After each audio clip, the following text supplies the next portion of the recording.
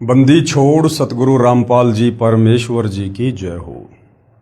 परमपिता परमात्मा सारी सृष्टि के रचनहार कुल मालिक असंख्य ब्रह्मांडों के स्वामी जगत गुरु तीनों लोकों में प्रवेश करके सबका धारण पोषण करने वाले राजाधीराज आत्माधार नाथों के नाथ देवों के देव महादेव सर्वेश्वर महेश्वर मृत्युंजय अजरो अमर आदि अनादि सनातनी प्रभु जगत पिता जगदीश्वर श्री श्री 1008 की उपाधि के वास्तविक अधिकारी अकाल मूर्त सौद स्वरूपी राम वासुदेव सर्वगतम ब्रह्म परम पूज्य प्रथम पूज्य परम संत परम पुरुष परम धनी परम दयालु सत्य कबीर हक्का कबीर अल्लाहु कबीर अल्लाहु अकबर बाखबर अल्लाह ताला जगत के तारणहार जगत के मुक्तिदाता जगत के जगन्नाथ हारे के सहारे हिंदुओं के राम मुसलमानों के अल्लाह सिखों के वाहिगुरु ईसाइयों के मसीह दया के सागर दयानिधि करुणा के सागर करुणानिधि स्वयंभू परिभू संकट मोचन कष्ट हरण मंगल करण दुख भंजन अविगत कबीर निर्विकार निर्विषम परमात्मा अलय अलेख सतगुरु आदि अनादि सतगुरु असली मर्यादा पुरुषोत्तम असली राम असली कृष्ण असली घनश्याम असली मुरारी राजाओं के राजा महाराजाओं के महाराजा शहंशाहों के शहंशाह सम्राटों के सम्राट भगवानों के भगवान अल्लाहों के अल्लाह प्रभुओं के प्रभु मसीहाओं के मसीह सच्चे वाहिगुरु बाबाओं के बाबा पीरों के पीर सेठों के सेठ जगत सेठ सावड़सा सेठ सर्वगुण संपन्न अनंत कोटि कलाओं के स्वामी अनंत कोटि ब्रह्मांडों के नायक योगियों में महायोगी ध्यानियों में महाध्यानी सिद्धों में परम सिद्ध ज्ञानियों में तत्वज्ञानी ब्रह्मज्ञानी महाज्ञानी परम ज्ञानी सर्वश्रेष्ठ ज्ञानी विज्ञानी युवा कबीर समर्थ कबीर असमवात अमित ओजा सच्चे रहनुमा करीम अल्लाह सुभान अल्लाह दुनिया के अंतिम पैगंबर 8 सितंबर 1951 से गांव धनाना जिला सोनीपत हरियाणा भारतवर्ष की पावन भूमि पे प्रकट रियल कल की भगवान श्री नारायण साकार हरि श्री बाबा साहिब नूर अनंत परमात्मा सच्चे दरवेश सच्चे बाखबर संत श्रोमणी सतगुरु रामपाल जी परमेश्वर जी के चरण कमल में आप और हम सभी भाई बहनों का अनंत कोटि दंडवत प्रणाम।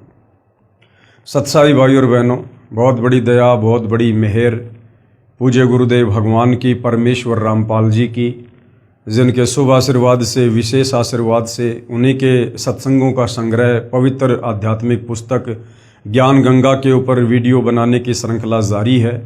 इसी श्रृंखला में आज हमारा ये 32वें नंबर का वीडियो है। प्रत्येक वीडियो में हमें अध्यात्म के विषय में बहुत कुछ जानने और समझने को उपलब्ध हो रहा है।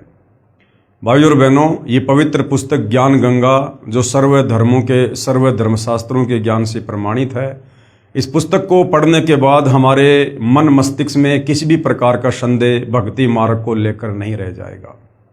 यदि हमने निष्पक्ष भाव से धैर्य के साथ रुचि लेकर इस पवित्र पुस्तक को पढ़ा तो इस पुस्तक के अमृत ज्ञान में सुई की नोक रखने जितनी कमी निकालने में किसी भी धर्म का कोई भी धर्मगुरु सक्षम नहीं है। तो भाई और बहनों, इस पवित्र पुस्तक में जो सृष्टि रचना है पेज नंबर 22 से लेकर पेज नंबर 74 तक, जिसके ऊपर लगभग 6 या 7 वीडियो बन चुके हैं। यदि आपने भक्ति मार्ग पर सफल होना है, आपने आध्यात्मिक मार्ग को समझना है, अपनी आत्मा का कल्याण करवाना है, किसी भी धर्म ग्रंथ को समझना है, तो आपने सृष्टि रचना को पहले समझना होगा। इसलिए आप जियों से विनती है, यदि आप पहली बार इस पवित्र पुस्तक पर बन रहे वीडियो देख रहे हैं तो आप जी ने अभी तक जितने भी वीडियो बन चुके हैं आपने शुरुआत से अवश्य देखने चाहिए, क्योंकि सृष्टि रचना भक्ति मार्ग की नींव है और यदि नींव कमजोर होगी तो ऊपर मकान अच्छे से नहीं बनेगा, मजबूत नहीं बनेगा। तो सृष्टि रचना को समझे बिना हम भक्ति मार्ग पर 4 कदम आगे नहीं रख पाएंगे। हमें कोई भी डगमग कर देगा, कोई भी हमें विचलित कर देगा और हम शत भक्ति मार्ग से दूर हो जाएंगे। तो भाई और बहनों, आज इस पवित्र पुस्तक पर हमारा जो ये 32वें नंबर का वीडियो है, आज इसमें परमेश्वर हमें त्रेता युग में जब वे मुनिंद्र ऋषि के नाम से धरती पर प्रकट हुए, अपने तत्व ज्ञान का प्रचार प्रसार किया, तो वे श्रीलंका गए जहाँ उनका परम भगत चंद्र विजय भाट रहा करता था। परमेश्वर ने उसे अपनी शरण में लिया, उसकी पत्नी को शरण में लिया, और साथ में जो लंका का राजा रावण था, परमेश्वर उसके पास भी गए थे उसको समझाने के लिए, परंतु अभिमानवश रावण ने मुनिंदर ऋषि रूप में परमेश्वर कबीर जी की बातों को महत्व नहीं दिया। परंतु रावण का छोटा भाई विभीषण और रावण की पत्नी मंदोदरी, इन दोनों ने मुनिंदर रूप में कबीर परमेश्वर जी के तत्व ज्ञान को स्वीकार किया और वे उनकी शरण में आए। अब भाइयों और बहनों, सदियों से हमारे धर्मगुरु हमें रामायण को पढ़ा कर तत्व ज्ञान के अभाव में यही बताया करते थे कि रावण का छोटा भाई विभीषण वो श्री रामचंद्र जी की शरण में था। भाइयों और बहनों, वो एक राजा के तौर पर श्री रामचंद्र जी की शरण में अवश्य था, परंतु आध्यात्मिक दृष्टि से, भक्ति मार्ग की दृष्टि से विभीषण श्री रामचंद्र जी का भगत नहीं था। विभीषण कबीर परमेश्वर जी का भगत था, जो कबीर परमेश्वर त्रेता युग में मुनिंदर ऋषि के नाम से प्रकट थे। आज से पहले भाइयों और बहनों, हमें इन शास्त्रों की गूढ़ सच्चाई नहीं बताई गई, नहीं समझाई गई, क्योंकि हमारे नादान धर्मगुरुओं को तत्व ज्ञान के अभाव में स्वयं इन धर्म शास्त्रों की यथार्थता का ज्ञान नहीं था। अब दया हुई है, स्वयं सारी सृष्टि के रचनहार, सारी सृष्टि के पालन पोषण करता, सर्व ब्रह्मांडों के रचयिता कबीर परमेश्वर अपने सतलोक से चल के गति करके स्वयं ही इस कलयुग में 8 सितंबर 1951 को सतगुरु रामपाल जी के नाम से प्रकट हुए हैं और सन 1994 से अपने यथार्थ 13वें कबीर पंथ को शुरू करके हमें ये आदि अनादि ज्ञान दे रहे हैं। तो सतगुरु रामपाल जी के सत्संग सुने बिना हम अध्यात्म के विषय में कुछ भी नहीं जान सकते, कुछ भी नहीं समझ सकते। तो परमेश्वर ने त्रेता युग में किस प्रकार से विभीषण और मंदोदरी को अपनी शरण में लिया। भाइयों और बहनों, ये परमेश्वर की लीला है, ये परमेश्वर की महिमा है, क्योंकि जितनी भी ये कथाएं हैं ये परमेश्वर की लीला और उनकी महिमाओं के अंतर्गत आती हैं। इन कथाओं को बार बार सुनने से और पढ़ने से हम ढेरों पुण्य के भागी बनते हैं। पवित्र पुस्तक ज्ञान गंगा कबीर साहिब द्वारा विभीषण तथा मंदोदरी को शरण में लेना। कबीर परमेश्वर जी द्वारा विभीषण, रावण का छोटा भाई विभीषण तथा रावण की पत्नी मंदोदरी को त्रेता युग में अपनी शरण में लेना। परमेश्वर मुनिंदर अनल अर्थात नल तथा अनिल अर्थात नील को शरण में लेने के उपरांत नल और नील ये दोनों मौसेरे भाई थे। ये दोनों 3 ताप के कष्ट से परेशान थे।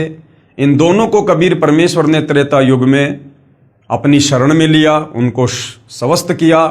उसके बाद कबीर परमेश्वर जी श्रीलंका गए और वहाँ पर अपने पूर्व किसी जन्म के भगत चंद्र विजय भाट को भी शरण में लिया।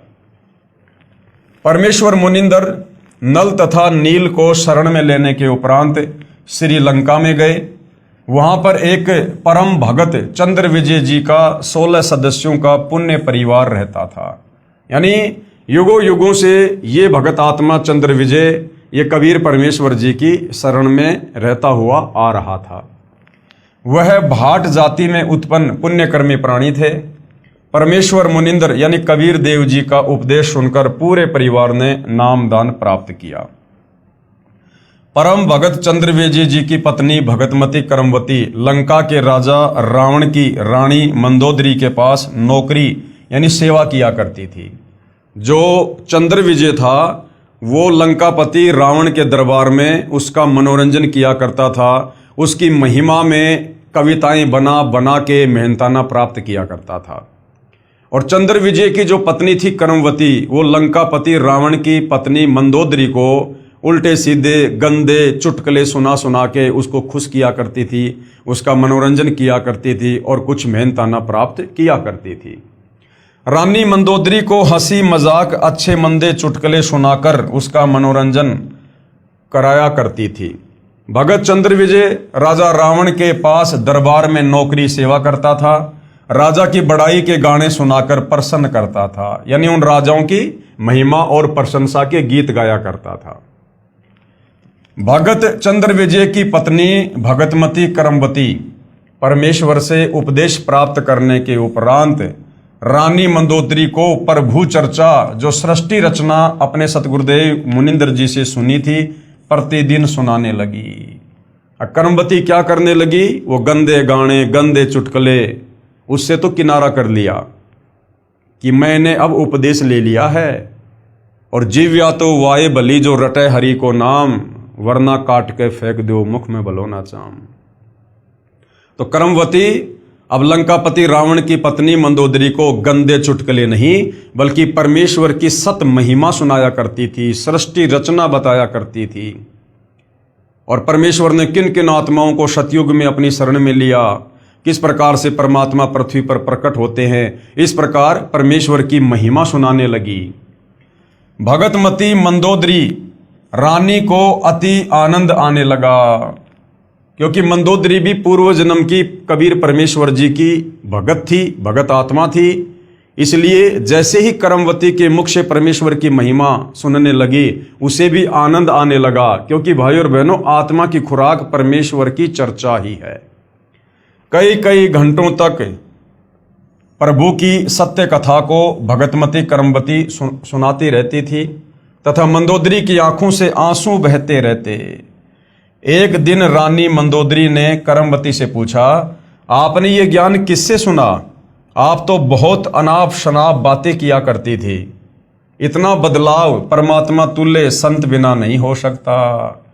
मंदोदरी ने कहा कि कर्मवती, तेरे अंदर इतना बदलाव ये तो यदि भगवान ही संत रूप में आए हुए हैं तो कर सकते हैं, अन्यथा तेरे में तो ये बदलाव नहीं हो सकता था। तब कर्मवती ने बताया कि हमने एक परम संत से अभी अभी उपदेश लिया है। रानी मंदोदरी ने संत के दर्शन की अभिलाषा व्यक्त करते हुए कहा, आपके गुरु अब की बार आए तो उन्हें हमारे घर बुला कर लाना। अपनी मालकिन का आदेश प्राप्त करके शीश झुकाकर सत्कार पूर्वक कहा कि जो आपकी आज्ञा, आपकी नौकरानी वही करेगी। मेरी एक विनती है, कहते हैं कि संत को आदेश पूर्वक नहीं बुलाना चाहिए, स्वयं जाकर दर्शन करना उचित होता है, और जैसे आपकी आज्ञा वैसा ही होगा। महारानी मंदोदरी ने कहा कि अब के आपके गुरुदेव जी आए तो मुझे बताना, मैं स्वयं दर्शन करूंगी। रानी अवश्य थी, लेकिन अभिमान नहीं था, और उन्हीं आत्माओं को परमेश्वर बार बार अपनी शरण में लेते हैं। परमेश्वर ने फिर श्रीलंका में रजा की। मंदोदरी रानी ने उपदेश प्राप्त किया। अब जैसे ही दोबारा कबीर परमेश्वर जी चंद्र विजय भाट के घर पर आए और कर्मवती ने मंदोदरी के पास में संदेशा भिजवाया, उसी समय मंदोदरी तुरंत मुनिंद्र रूप में आए हुए कबीर परमेश्वर जी की शरण में गई, सत्संग सुना और उपदेश प्राप्त कर लिया। कुछ समय उपरांत अपने प्रिय देवर श्री भगत विभीषण जी को उपदेश दिला दिया, और कुछ ही समय में कबीर परमेश्वर की कथा सुनाकर विभीषण को भी नाम उपदेश के लिए तैयार कर लिया। और जब दोबारा कबीर परमात्मा फिर आए तो मंदोदरी ने अपने देवर यानी लंकापति रावण के छोटे भाई विभीषण को भी मुनिंद्र रूप में आए हुए कबीर परमेश्वर से उपदेश दिलवा दिया। तो विभीषण श्री रामचंद्र जी की आध्यात्मिक दृष्टि से शरण में नहीं था, आध्यात्मिक दृष्टि से कबीर परमेश्वर जी का भगत था। भगतमती मंदोदरी उपदेश प्राप्त करके अहरनिश का मतलब होता है सुबह शाम भगवान के स्मरण में लीन रहने लगी। अपने पति रावण को भी सतगुरु मुनिंद्र जी से उपदेश प्राप्त करने की कई बार प्रार्थना की, परंतु रावण नहीं माना तथा कहा करता था कि मैंने परम शक्ति महेश्वर मृत्युंजय शिव जी की भक्ति की है और इसके तुल्य कोई शक्ति नहीं है, आपको किसी ने बहका दिया। अब रावण को उसके गुरु ने, उस नीम हकीम ने, उस शास्त्र विरुद्ध साधना करवाने वाले गुरु ने शंकर जी को महेश्वर मृत्युंजय अजरो अमर सर्वेश्वर कालज्य कहकर और श्री शिव जी की भक्ति के ऊपर उसको दृढ़ कर रखा था। अन्यथा गुरुदेव भगवान ने बताया कि पुण्यात्माओं, रावण जैसी भक्ति धरती पर कोई नहीं कर सकता अपने इष्ट देव की। 10 बार उसने अपना शीश काटकर अपने इष्ट भगवान शंकर के चरणों में समर्पित कर दिया, लेकिन 2 कारण से रावण मार खा गया। सर्वप्रथम तो उसका अहंकार, और दूसरा उसका जो गुरु था वो तत्व ज्ञानहीन था। उसने शास्त्रों को अच्छे से ना समझकर और शिव जी को ही सर्वश्रेष्ठ परमात्मा साबित करके रावण को उसकी आदि अधूरी भक्ति पर दृढ़ कर दिया। कुछ ही समय उपरांत वनवास प्राप्त श्री सीता जी का अपहरण करके रावण अपने नौलखा बाग में कैद कर लिया। भगतमती मंदोदरी के बार बार प्रार्थना करने से भी रावण ने माता सीता जी को वापस छोड़कर आना स्वीकार नहीं किया। तब भगतमती मंदोदरी जी ने अपने गुरुदेव मुनिंद्र जी से कहा, महाराज जी, मेरे पति ने किसी की औरत का अपहरण कर लिया है और मुझसे सहन नहीं हो रहा है। वह उसे वापस छोड़कर आना किसी कीमत पर भी स्वीकार नहीं कर रहा है। आप दया करो मेरे प्रभु, आज तक जीवन में मैंने ऐसा दुख नहीं देखा। तो कबीर परमेश्वर जी ने क्या कहा कि बेटी, वो कोई आम स्त्री नहीं है जिसको रावण उठा के लाया है, वो अपनी मौत को गले लगा के ले आया। परमेश्वर मुनिंद्र जी ने कहा, बेटी मंदोदरी, ये औरत कोई आम स्त्री नहीं है। श्री विष्णु जी को श्रापवश पृथ्वी पर आना पड़ा है। वे श्री राजा दशरथ के पुत्र रामचंद्र अयोध्यावासी हैं। इनको 14 वर्ष का वनवास प्राप्त है तथा लक्ष्मी जी स्वयं सीता रूप बनाकर इनकी पत्नी रूप में वनवास में थी। उसे रावण एक साधु वेश बनाकर धोखा देकर उठा लाया है। ये स्वयं लक्ष्मी ही सीता जी है। इसे शीघ्र वापस करके क्षमा याचना करके अपने जीवन की भिक्षा याचना रावण करे तो इसी में इसका शुभ है। क्या कहा गुरुदेव ने कि साधु रूप बनाकर और वो सीता का अपहरण करके लाया। अब भाई और बहनों, वैसे तो रावण के प्रारब्ध में लिखा हुआ था, लेकिन और भी बहुत सारे कारण हैं जिस कारण से रावण को इस प्रकार की कुत्ते वाली मौत प्राप्त हुई। उसका पतन हुआ, विनाश हुआ, पूरा कुल जो है वो गर्त हुआ। रावण ने साधु वेश बनाया, संत वेश बनाया और आटा मांगा सीता से। तो 2 गलतियां रावण ने और विशेष की। एक तो रावण ने संत वेश को बदनाम किया, साधु वेश को बदनाम किया, कलंकित किया। जिस संत और साधु वेश में कबीर परमात्मा धरती पर प्रकट होकर हम नादान आत्माओं को तत्व ज्ञान समझाते हैं, उस संत चोले को रावण ने बदनाम किया, जो है वो कलंकित किया। यानी संत चोले की आड़ में उसने सीता को ठगा, अपहरण किया। दूसरा दोष था रावण का कि उसने अन्न देव का अपमान किया, क्योंकि आटा मांगने के बहाने वो सीता को अपहरण करने गया था। उसने अन्न देव का भी अपमान किया। भगतमती मंदोदरी के अनेकों बार प्रार्थना करने से रावण नहीं माना तथा कहा कि वे 2 मस्करे जंगल में घूमने वाले मेरा क्या बिगाड़ सकते हैं। मेरे पास अनगिनत सेना है, मेरे 1 लाख पुत्र तथा 1.25 लाख नाती हैं। मेरे पुत्र मेघनाथ ने स्वर्ग राज इंद्र को पराजित कर उसकी पुत्री से विवाह कर रखा है। 33 करोड़ देवताओं को हमने कैद कर रखा है। तू मुझे उन 2 बेसहारा फिर रहे वनवासियों को भगवान बताकर डराना चाहती है। इस स्त्री को वापस नहीं करूंगा।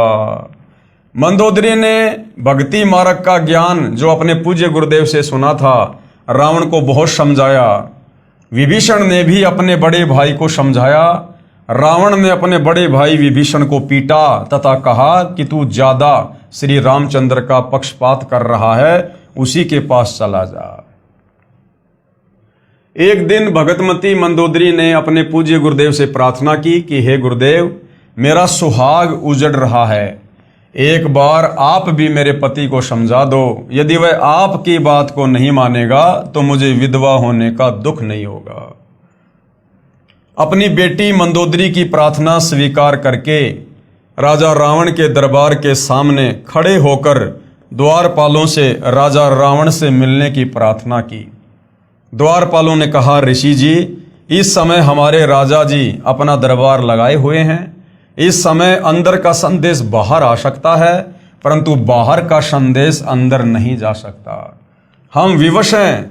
तब पूर्ण प्रभु अंतर्ध्यान हुए तथा राजा रावण के दरबार में प्रकट हो गए। रावण की दृष्टि ऋषि पर गई तो गरज कर पूछा कि इस ऋषि को मेरी आज्ञा बिना किसने अंदर आने दिया? उसे लाकर मेरे सामने कत्ल कर दो। तब परमेश्वर ने कहा, राजन, आपके द्वारपालों ने स्पष्ट मना कर दिया था, उन्हें पता नहीं कि मैं कैसे अंदर आ गया। रावण ने पूछा कि तू अंदर कैसे आया? तू तड़ाके से बात कर रहा था संतों के साथ में, तू तड़ाके से, इतना अभिमान था। तब पूर्ण प्रभु मुनिंद्र वेश में अदृश्य होकर पुनः प्रकट हो गए तथा कहा कि मैं ऐसे आ गया। रावण ने पूछा कि आने का कारण बताओ। तब प्रभु ने कहा कि आप योद्धा होकर एक अबला का अपहरण कर लाए हो, ये आपकी शान और सूरवीरता की विपरीत है। ये कोई आम औरत नहीं है, ये स्वयं लक्ष्मी जी अवतार हैं। श्री रामचंद्र जी जो इनके पति हैं वे स्वयं विष्णु हैं। इसे वापस करके अपने जीवन की भिक्षा मांगो, इसी में आपका श्रेय है। इतना सुनकर तमोगुण यानी भगवान शिव का उपासक रावण क्रोधित होकर नंगी तलवार लेकर सिंहासन से दहाड़ता हुआ कूदा तथा उस नादान प्राणी ने तलवार के अंधाधुंध 70 वार ऋषि जी को मारने के लिए किए। परमेश्वर मुनिंदर जी ने एक झाड़ू की सीख हाथ में पकड़ी हुई थी, उसको ढाल की तरह आगे कर दिया। रावण के 70 वार उस नाजुक सीख पर लगे, ऐसे आवाज हुई जैसे लोहे के खंभे पिलर पर तलवार लग रही हो। सीख टस से मस नहीं हुई। रावण को पसीने आ गए, फिर भी अपने अहंकार वश नहीं माना। ये तो जान लिया कि ये कोई आम ऋषि नहीं है। कहा कि मैंने आपकी एक भी बात नहीं सुननी है, आप जा सकते हैं। परमेश्वर अंतर्ध्यान हो गए। अब मूर्खों के पीछे क्या माथा मारे परमात्मा। परमेश्वर वहां से अंतर्ध्यान हो गए तथा मंदोदरी को सारा वृत्तांत सुनाकर प्रस्थान किया। रानी मंदोदरी ने कहा, गुरुदेव, अब मुझे विधवा होने का कोई कष्ट नहीं होगा। श्री रामचंद्र व रावण का युद्ध हुआ, रावण का वध हुआ। जिस लंका के राज्य को रावण ने तमोगुण भगवान शिव की कठिन साधना करके 10 बार शीश न्योछावर करके प्राप्त किया था, वह क्षणिक सुख भी रावण का चला गया तथा नरक का भागी हुआ। इसके विपरीत पूर्ण परमात्मा के सतनाम साधक विभीषण को बिना कठिन साधना किए पूर्ण प्रभु की कृपा से लंका देश का राज्य भी प्राप्त हुआ। हजारों वर्षों तक विभीषण ने लंका का राज्य का सुख भोगा तथा प्रभु कृपा से राज्य में पूर्ण शांति रही।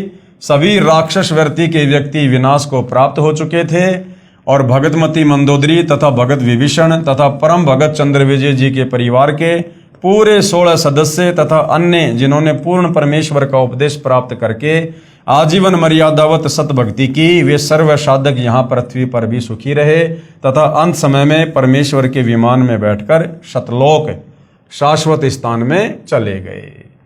इसलिए पवित्र गीता अध्याय 7 श्लोक 12 से 15 में कहा है कि तीनों गुणों रजगुण ब्रह्मा जी, सतगुण विष्णु जी और तम गुण शिव जी की साधना यानी भक्ति से मिलने वाली क्षणिक सुविधाओं के द्वारा जिनका ज्ञान हरा जा चुका है, जैसे रावण का ज्ञान हरा जा चुका था तमोगुण शंकर की भक्ति करने से, वे राक्षस स्वभाव वाले, अब रावण राक्षस स्वभाव का व्यक्ति था और मनुष्यों में नीच एक इंसान के भी उसमें गुण नहीं थे और दुष्कर्म करने वाले, सीता जी को अपहरण करके लाया था दुष्कर्म करने की नीयत से। और मूर्ख ये काल भगवान कह रहा है कि मेरी भी भक्ति नहीं करते, मुझको भी नहीं बसते। यानी ये काल कह रहा है गीता अध्याय 7 श्लोक 12 में कि इन तीनों गुणों रजगुण ब्रह्मा, सतगुण विष्णु, तमगुण शंकर की भक्ति करने वालों की बुद्धि हरी जा चुकी है, इनका ज्ञान हरा जा चुका है और ये राक्षस स्वभाव को धारण किए हुए मनुष्यों में नीच दूषित कर्म करने वाले मूर्ख हैं, जो इन शास्त्रों का निष्कर्ष निकालकर मुझ काल ब्रह्म की ओम नाम की साधना भी नहीं करते। फिर गीता अध्याय 7 श्लोक नंबर 18 में गीता बोलने वाला ये काल ब्रह्म कह रहा है कि कोई एक अच्छी आत्मा मेरी यानी ब्रह्म की काल की ही साधना करता है, लाखों में कोई एकाध है जो इन वेदों का निष्कर्ष निकालकर मुझ काल की साधना करता है, ओम नाम की साधना करता है, क्योंकि उनको तत्वदर्शी संत नहीं मिला। वे भी नेक आत्माएं मेरी अनुतमाम यानी घटिया अति अश्रेष्ठ मुक्ति की स्थिति में आश्रित रह गए। लाखों में कोई एक आध अच्छी आत्मा जिसने वेदों को पढ़ा और तत्वदर्शी संत के तत्व ज्ञान के अभाव में उसने ओम नाम को सिलेक्ट कर लिया और ओम नाम को पूर्ण ब्रह्म परमेश्वर का मंत्र जानकर उसने जी जान लगाकर साधना की। लेकिन ओम नाम तो इस काल का है जो वेद और गीता में है, और अंत में वो आत्मा भी जन्म और मरण में काल कह रहा है कि वो मेरी अनुतमाम यानी घटिया साधना में ही लगा रहता है, क्योंकि उसे पता नहीं कि ये ओम नाम इस काल का है, ना कि पूर्ण परमात्मा का। वे भी पूर्ण मुक्त नहीं है। इसलिए पवित्र गीता अध्याय 18 श्लोक 62 में कहा है कि हे अर्जुन, तू सर्व भाव से यानी और सब की पूजा छोड़ दे, मेरी भी छोड़ दे, और उस परमेश्वर यानी पूर्ण परमात्मा तत् ब्रह्म की शरण में जा। उसकी कृपा से ही तू परम शांति तथा सतलोक अर्थात सनातन परम धाम को प्राप्त होगा, और तुझे उस परमेश्वर तत् ब्रह्म पूर्ण ब्रह्म परमेश्वर की साधना कौन बताएगा? गीता अध्याय 4 श्लोक 34 में वर्णित तत्वदर्शी संत। तो भाइयों और बहनों, आज वो तत्वदर्शी संत धरती पर सतगुरु रामपाल जी के रूप में प्रकट हैं। स्वयं कबीर भगवान ही तत्वदर्शी संत की भूमिका करते हैं। इससे बड़ा सौभाग्य पृथ्वीवासियों का और नहीं हो सकता। इसलिए पुण्यात्माओं से निवेदन है कि आज इस दासन के भी दास के पास यानी सतगुरु रामपाल जी अपने विषय में कह रहे हैं कि पूर्ण परमात्मा प्राप्ति की वास्तविक विधि प्राप्त है, निःशुल्क उपदेश लेकर लाभ उठाइए। उसके बाद भाइयों और बहनों, द्वापर युग में फिर वही कबीर परमात्मा एक पूरा जीवन शिशु रूप में धरती पर प्रकट होकर और अपनी आत्माओं तक तत्व ज्ञान पहुंचाने का जीते हैं लीलामय तरीके से। तो द्वापर युग में वही कबीर परमात्मा जो त्रेता युग में मुनिंद्र ऋषि के नाम से आए, सतयुग में सतसुकृत ऋषि के नाम से आए, और द्वापर में करुणामय ऋषि के नाम से प्रकट हुए।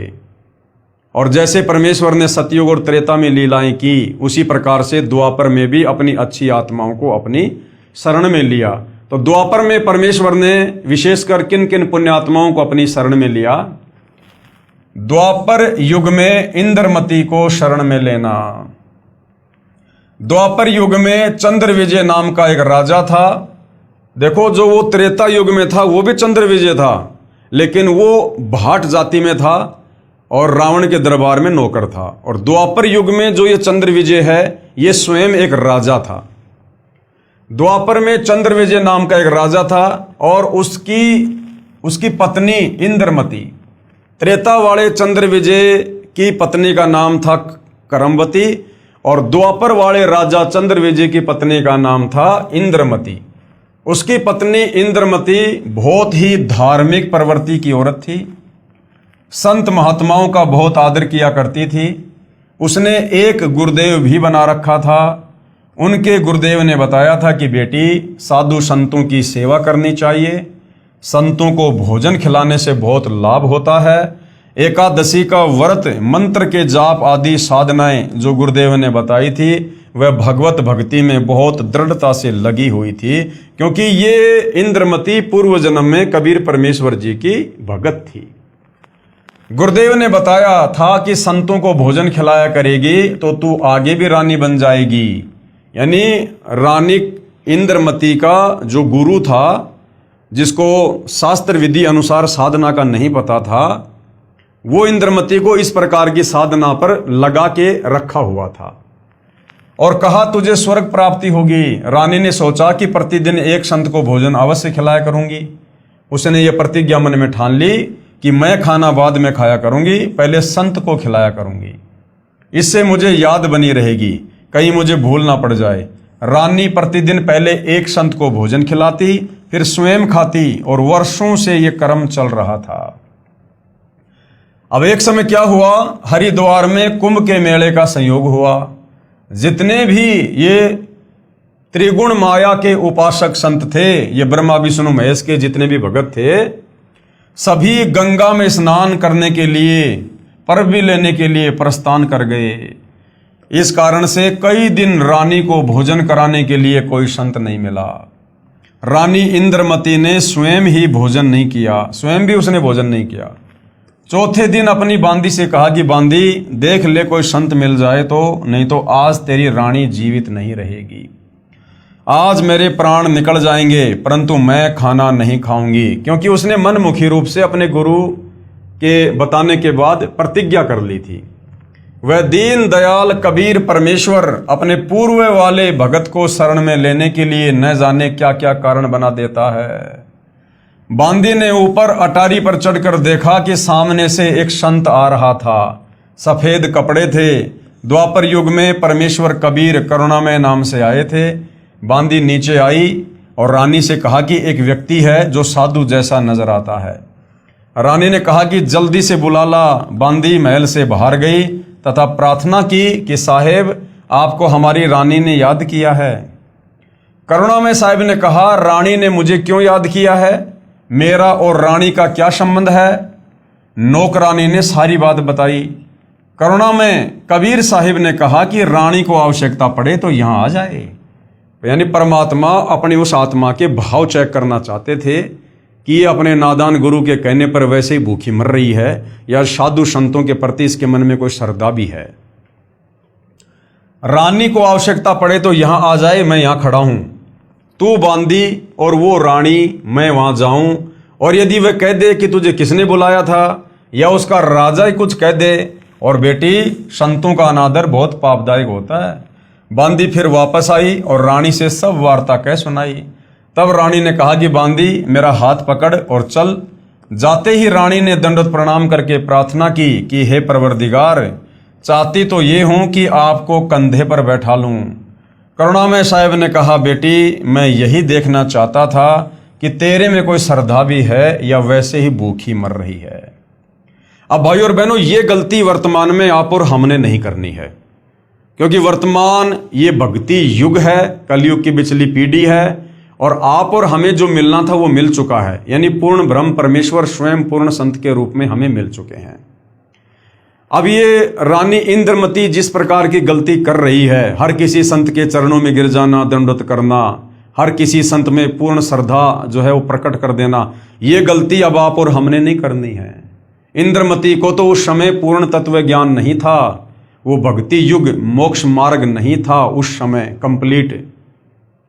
तो वर्तमान में आप और हमने अपने पूज्य गुरुदेव के अलावा अन्य किसी भी साधु संत महात्मा को दंडवत प्रणाम नहीं करना।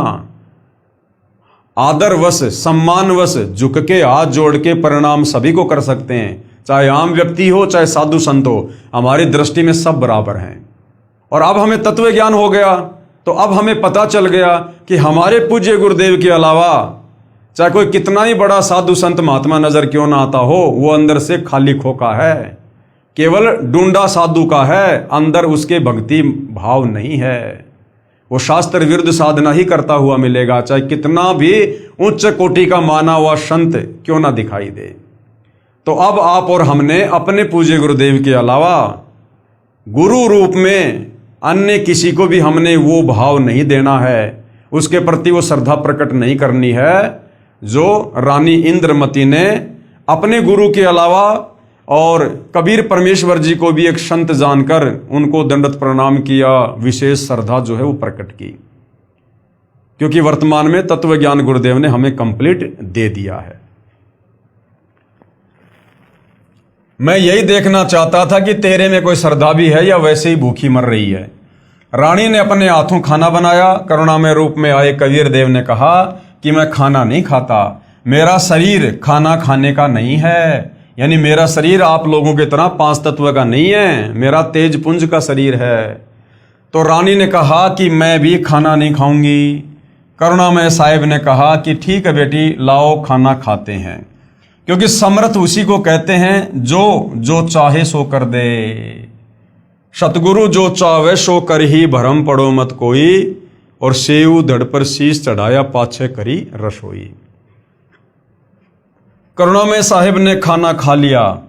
फिर रानी से पूछा कि जो ये तू साधना कर रही है ये तेरे को किसने बताई है? रानी ने कहा कि मेरे गुरुदेव ने आदेश दिया है। कबीर साहब ने पूछा क्या आदेश दिया है तेरे गुरुदेव ने? इंद्रमती ने कहा कि ब्रह्मा विष्णु महेश की पूजा, एकादशी का व्रत, तीर्थ भ्रमण, देवी पूजा, श्राद्ध निकालना, मंदिर में जाना, संतों की सेवा करना, ये संतों की सेवा को छोड़कर जितनी भी क्रिया हैं ये सारी की सारी वेद और गीता के विरुद्ध हैं। करुणा में यानी कबीर साहिब ने कहा कि जो भक्ति तेरे गुरुदेव ने दी है तेरे को जन्म और मरण तथा स्वर्ग नरक व 84 लाख योनियों के कष्ट से मुक्त नहीं कर सकती। रानी ने कहा कि महाराज जी जितने भी संत हैं अपनी अपनी प्रभुता आप ही बनाने आते हैं, मेरे गुरुदेव के बारे में कुछ नहीं कहोगे, मैं चाहे मुक्त हूं या ना हूं। अब करुणा में यानी कबीर साहिब सोचते हैं कि इस भोले जीव को कैसे समझाएं। इन्होंने जो पूंछ पकड़ ली उसको छोड़ नहीं सकते, मर सकते हैं। करुणा में साहिब ने कहा कि बेटी वैसे तो तेरी इच्छा है, मैं निंदा नहीं कर रहा। क्या मैंने आपके गुरुदेव को गाली दी है या कोई बुरा कहा है? मैं तो भक्ति मार्ग बता रहा हूं कि ये भक्ति शास्त्रों के विरुद्ध है, तुझे पार नहीं होने देगी और न ही तेरा कोई आने वाला कर्म दंड कटेगा। और सुन ले फिर क्या कहा परमात्मा जी ने इंद्रमती को, और सुन ले आज से तीसरे दिन तेरी मृत्यु हो जाएगी, ना तेरा गुरु बचा सकेगा और ना तेरी ये नकली भक्ति बचा सकेगी। जब मरने की बारी आती है फिर जीव को डर लगता है, वैसे तो नहीं मानता। अब रानी ने सोचा कि संत झूठ नहीं बोलते, कहीं ऐसा ना हो कि मैं परसों ही मर जाऊं। इस डर से करुणा में साहिब से पूछा कि साहिब क्या मेरी जान बच सकती है? कबीर साहिब जो करुणा में ऋषि के रूप में थे उन्होंने कहा कि बच सकती है, अगर तू मेरे से उपदेश लेगी, मेरी शिष्या बनेगी और पिछली पूजाएं त्यागेगी। यानी तेरे पिछले गुरु ने तेरे को जो भी पूजा पाठ भक्ति जंत्र मंत्र व्रत बताए हैं तो इन्हें सबको त्यागना पड़ेगा। जैसा तुझे मैं कहूंगा वैसे ही भक्ति करनी पड़ेगी, तो तेरी जान बच सकती है। इंद्रमती ने कहा मैंने सुना है कि गुरुदेव नहीं बदलना चाहिए, पाप लगता है। कबीर साहिब यानी करुणामय जी ने कहा नहीं पुत्री, ये भी तेरा भ्रम है। एक डॉक्टर से दवाई ना लगे तो क्या दूसरे से नहीं लेंगे? एक 5वीं कक्षा का अध्यापक होता है, फिर एक उच्च कक्षा का अध्यापक होता है। बेटी अगली कक्षा में जाना होगा, क्या सारी उम्र 5वीं कक्षा में ही लगी रहेगी? इसको छोड़ना पड़ेगा। तू अब आगे की पढ़ाई पढ़, मैं पढ़ाने आया हूं। वैसे तो नहीं मानती, परंतु मृत्यु दिखने लगी कि संत कह रहा है तो सही बात हो, कहीं बात बिगड़ ना जाए। ऐसा विचार करके इंद्रमती ने कहा कि जैसे आप कहोगे मैं वैसे ही करूंगी।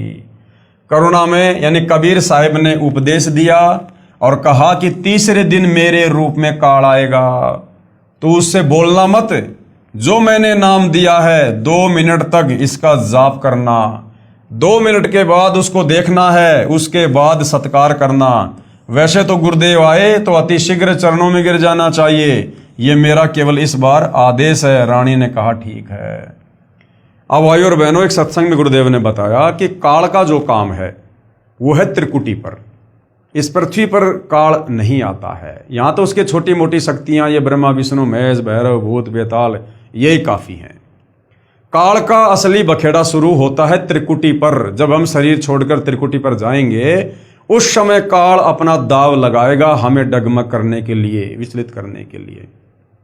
तो यहां पर गुरुदेव ने कहा ना कि परसों मेरे रूप में यानी तेरे गुरु के रूप में काल आएगा।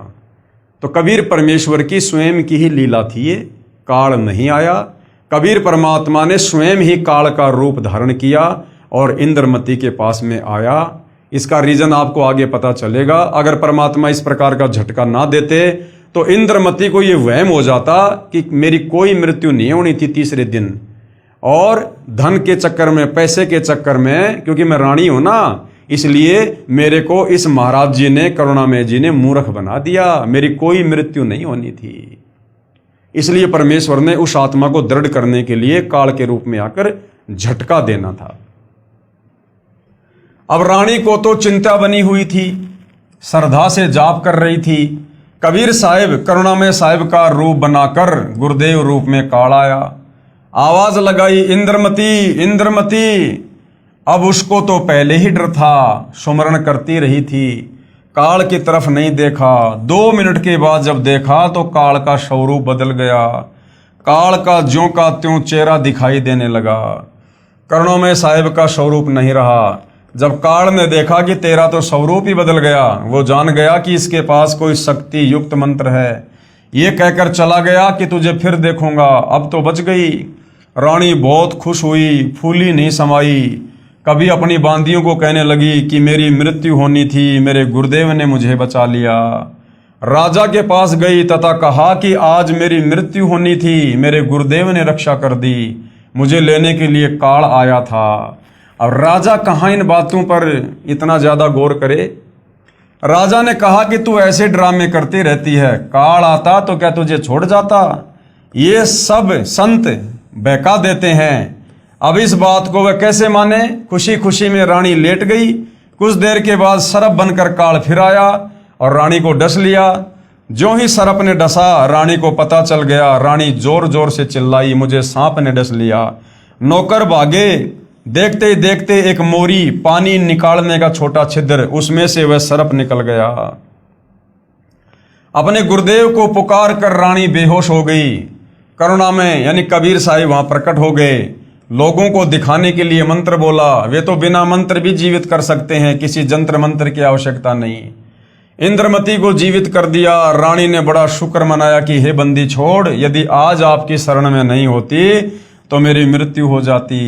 साहिब ने कहा कि इंद्रमती, इस काल को तो मैं तेरे घर में भी घुसने नहीं देता, तेरे पर यह हमला भी नहीं कर सकता, परंतु तुझे विश्वास नहीं होता और तू ये सोचती कि मेरे ऊपर कोई आपत्ति नहीं आनी थी। गुरुजी ने मुझे बहका कर नाम दे दिया, इसलिए तेरे को थोड़ा सा झटका दिखाया है, नहीं तो बेटी तेरे को विश्वास नहीं होता। क्या कह रहे हैं परमात्मा, इसलिए तेरे को थोड़ा सा झटका दिखाया है। यानी अपनी तरफ से कबीर परमात्मा ने काल का रूप बनाकर, वो सरप का रूप बनाकर, ये सारा का सारा झटका इंद्रमती को दृढ़ करने के लिए परमात्मा ने स्वयं ही दिया। और परमात्मा कहते हैं, धर्मदास यहाँ घना अंधेरा और बिन परचे जीव जम का चेहरा। कि धर्मदास, इस काल के लोक में बहुत ज्यादा अज्ञान रूपी अंधेरा है। बिन परचे जीव जम का चेहरा, जब तक इस प्राणी को कोई छोटा मोटा चमत्कार ना दिखाया जाए तब तक ये काल का चेला बना रहता है, बात नहीं मानता संतों की। कबीर साहिब अर्थात करुणामय जी ने कहा कि अब जब मैं चाहूंगा तब तेरी मृत्यु होगी।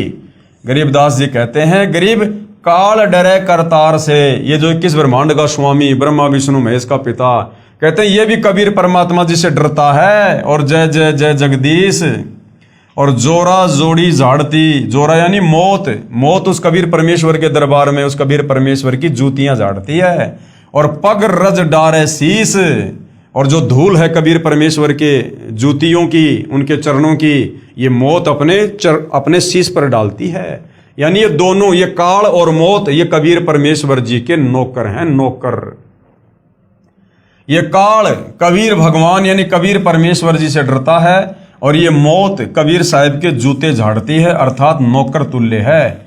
फिर उस धूल को अपने सिर पर लगाती है कि आप जिसको मारने का आदेश दोगे उसी के पास जाऊंगी, नहीं मैं नहीं जाऊंगी। गरीब काल जो पीसे पीसना और जोरा है पणिहार, और ये दो असल मजदूर हैं मेरे साहिब के दरबार। ये काल जो यहाँ 21 ब्रह्मांड का भगवान यानी ब्रह्म है, जो ब्रह्मा विष्णु महेश का पिता है, ये तो मेरे कबीर साहिब का आटा पीसता है, अर्थात पक्का नौकर है। और जोरा यानी मौत मेरे कबीर साहिब का पानी भरती है, अर्थात एक विशेष नौकरानी है। ये दो असल मजूर यानी मजदूर मेरे साहिब के दरबार में हैं। कुछ दिनों के बाद साहिब फिर आए, रानी इंद्रमती को शतनाम प्रदान किया। अब उसके बाद क्या होता है, फिर कुछ समय के उपरांत करुणामय साहिब ने रानी इंद्रमती की अति श्रद्धा देखकर सारनाम दे दिया और शब्द की उपलब्धि भी करवा दी। जब साहिब जाते रहते थे तो इंद्रमती प्रार्थना किया करती थी कि मेरे पति राजा को समझाओ मालिक, ये भी मान जाए, आपके चरणों में आ जाए तो मेरा जीवन सफल हो जाए। चंद्र विजय ने कबीर साहिब से प्रार्थना की कि चंद्र विजय आप भी नाम ले लो, ये 2 दिन का राज और ठाट है, फिर 84 लाख योनियों में प्राणी चला जाएगा। चंद्र विजय ने कहा कि भगवान मैं तो नाम लूं नहीं और आपकी शिष्या को मना करूं नहीं, चाहे सारे खजाने को ही दान करो। चाहे किसी प्रकार का सत्संग करवाओ, मैं मना नहीं करूँगा। कबीर साहब यानी करुणामय जी ने पूछा, आप नाम क्यों नहीं लोगे? चंद्र विजय राजा ने कहा कि मैंने तो बड़े बड़े राजाओं की पार्टियों में जाना पड़ता है। तो करुणामय यानी कबीर साहिब जी ने कहा कि पार्टियों में जाने में नाम का क्या वादा करेगा? सभा में जाओ, वहाँ काजू खाओ, दूध पी लो, शरबत जूस पी लो, शराब मत प्रयोग करो। शराब पीना महापाप है, परंतु राजा नहीं माना। रानी की प्रार्थना पर करुणामय यानी कबीर साहब ने राजा को फिर समझाया कि नाम के बिना ये जीवन ऐसे ही व्यर्थ हो जाएगा, आप नाम ले लो। राजा ने फिर कहा कि गुरुजी मुझे नाम के लिए मत कहना, आपकी शिष्या को मैं मना नहीं करूंगा, चाहे कितना ही दान करे, कितना ही सत्संग करवाए। साहिब ने कहा कि बेटी, इस 2 दिन के सुख को देखकर इसकी बुद्धि भ्रष्ट हो चुकी है। तू प्रभु के चरणों में लगी रह, अपना आत्म कल्याण करवा। या कोई किसी का पति नहीं, कोई किसी की पत्नी नहीं, 2 दिन का संबंध है, अपना कर्म बना बेटी। जब इंद्रमती 80 वर्ष की बुढ़िया हो जाती है, कहाँ 40 साल की उम्र में मर जाना था, जब शरीर भी हिलने लगा तब करुणामय साहिब बोले, अब बोल इंद्रमती क्या चाहती है? चलना चाहती है सतलोक? इंद्रमती ने कहा कि साहिब मैं तैयार हूँ, बिल्कुल तैयार हूँ दाता। करुणामय साहिब ने कहा कि तेरी पोते या पोती में कोई ममता तो नहीं है? रानी ने कहा बिल्कुल नहीं साहिब, आपने ज्ञान ही ऐसा निर्मल दे दिया, इस गंदे लोक की क्या इच्छा करूं? कबीर साहिब यानी करुणामय जी ने कहा कि चल बेटी। रानी प्राण त्याग गई। साहिब कबीर यानी करुणामय जी रानी इंद्रमती की आत्मा को ऊपर ले गए और इसी ब्रह्मांड में एक मानसरोवर है, यानी काल के इसी एक ब्रह्मांड में जो इसने सृष्टि चला रखी है, इसी ब्रह्मांड में एक मानसरोवर है। उस मानसरोवर पर जाकर इस आत्मा को स्नान कराना होता है, यानी आत्मा के कुछ और आवरण होते हैं जो वहाँ परमात्मा उतारते हैं। इस प्राणी को वहाँ साहिब कुछ समय तक रखते हैं। अब पूछते हैं कि अब फिर बता दे कि तेरी कुछ इच्छा हो तो दोबारा जन्म लेना पड़ेगा। यदि मन में इच्छा रह गई तो सतलोक नहीं जा सकती। इंद्रमती ने कहा साहिब आप तो अंतर्यामी हो, कोई इच्छा नहीं है, आपके चरणों की इच्छा है, लेकिन एक मन में शंका बनी हुई है। अब भाई और बहनों, हम आत्माएं ऐसे मार खाते हैं। इंद्रमती ने कहा कि एक मन में शंका बनी हुई है कि मेरा जो पति था उसने मुझे किसी भी धार्मिक कर्म में कभी मना नहीं किया। नहीं तो आजकल के पति अपनी पत्नियों को बाधा कर देते हैं। यदि वह मुझे मना कर देता तो मैं आपके चरणों में नहीं लग पाती, मेरा कल्याण नहीं होता। अब ये भी हमारी कमजोरी होती है भाई और बहनों कि अगर मेरा पति नहीं मानता, मेरे सास ससुर नहीं मानते या मेरी पत्नी नहीं मानती तो मैं भक्ति नहीं कर पाती, भक्ति नहीं कर पाता, मेरा कल्याण नहीं हो पाता। अब भाई और बहनों, परमात्मा ने जिस आत्मा से भक्ति करवानी होती है और उस भक्ति मार्ग में जो बाधा होती हैं, उन बाधाओं को कबीर परमात्मा ही सेटल करते हैं। और हम जीव उस कबीर परमेश्वर की महिमा को ना जानकर हम उस व्यक्ति विशेष को महत्व दे देते हैं कि मेरा पति अच्छा है, मेरी पत्नी अच्छी है, मुझे बाधा नहीं करती, मुझे बाधा नहीं करता। अरे भैया, वो जीव है, वो कब काल प्रेरित हो जाए कोई भरोसा नहीं है। अगर उसको सेट कर रखा है तो ये गुरुदेव भगवान की मर्जी है, ये उनकी इच्छा है। तो हमने हर स्थिति में, हर परिस्थिति के लिए अपने गुरुदेव भगवान का ही धन्यवाद करना चाहिए। उसका इस शुभ कर्म में सहयोग का कुछ लाभ मिलता हो तो कभी उस पर भी दया करना दाता। अब साहिब ने देखा कि ये नादान इसके पीछे फिर लटक गई। साहिब बोले ठीक है बेटी, अभी तू 2-4 वर्ष यहां रह। शरीर छोड़ दिया, घर बार छोड़ दिया, मृत्यु हो गई, शरीर को पीछे से फूंक दिया। लेकिन परमात्मा कहते जब हम इस स्थूल शरीर को छोड़ते हैं तो हमारा जो सूक्ष्म शरीर होता है, उस सूक्ष्म शरीर में हमारे ज्यों के त्यों विचार, हमारा स्वभाव बना रहता है। तो भाई और बहनों, आप और हमने अपने सूक्ष्म शरीर को तैयार करना है रिहर्सल करके। और ये जो घटनाएं, ये जो लीलाएं, ये जो कथाएं गुरुदेव हमें सुना रहे हैं, ये इसलिए सुना रहे हैं कि पुण्यात्माओं, अब वो कंप्लीट मोक्ष का समय आ चुका है। और इस समय यदि आप आत्माओं ने इतना ज्ञान सुनकर, इतनी भक्ति करके अगर ये इंद्रमती वाली सी गलती कर दी, अगर तुम्हारे सूक्ष्म शरीर में अगर इस प्रकार की कोई भी इच्छा इस काल लोक की, घर की, परिवार की, संपत्ति की, पोता पोती की रह गई, तो तुम्हें भी इसी प्रकार से यहीं पर लटका दिया जाएगा, अर्थात तुम्हारा मोक्ष नहीं हो पाएगा, वापस तुम्हें उसी घर के आसपास पुनः जन्म दिया जाएगा। तो ये कुछ कमियां हैं जो कथाओं के माध्यम से गुरुदेव भगवान हमें समझा रहे हैं। अब 2 वर्ष के बाद राजा भी मरने लगा, क्योंकि नाम ले नहीं रखा था। यम के दूत आए, राजा चौक में चक्कर खाकर गिर गया। यम के दूतों ने उसकी गर्दन को दबाया, राजा की टट्टी और पेशाब निकल गया। करुणा में यानी कबीर साहब ने रानी को कहा कि देख तेरे राजा की क्या हालत हो रही है। अब ये भी रानी इंद्रमती की फिर से एक परीक्षा थी कि उस मानसरोवर पर जो वो बैठी हुई थी, बैठने का मतलब ये नहीं कि वो अकेली बैठी हुई थी, वहां भी परमेश्वर ने पूरी दुनिया बसा रखी है और बहुत सारी लाखों करोड़ों में आत्माएं वहां पर बैठी हुई होती हैं, परमेश्वर के दरबार में खाती हैं, पीती हैं, अपनी भक्ति करती हैं वहां पर। तो वहां से इंद्रमती को कबीर भगवान ने दिखाया कि देख तेरे राजा की क्या हालत हो रही है। परमात्मा ने उसको दिव्य दृष्टि दे दी और रानी देख रही है कि यम के दूत तेरे राजा का गला दबा दबा के उसके प्राण शरीर से निकाल रहे हैं और राजा बेहोश होकर जमीन पे पड़ा, टट्टी पेशाब निकल रही है। परमात्मा चेक करना चाह रहे थे कि अब 2 साल के बाद भी इस बेटी के मन में अपने उस राजा के प्रति, अपने पति के प्रति कोई मोह ममता, कोई भाव है क्या।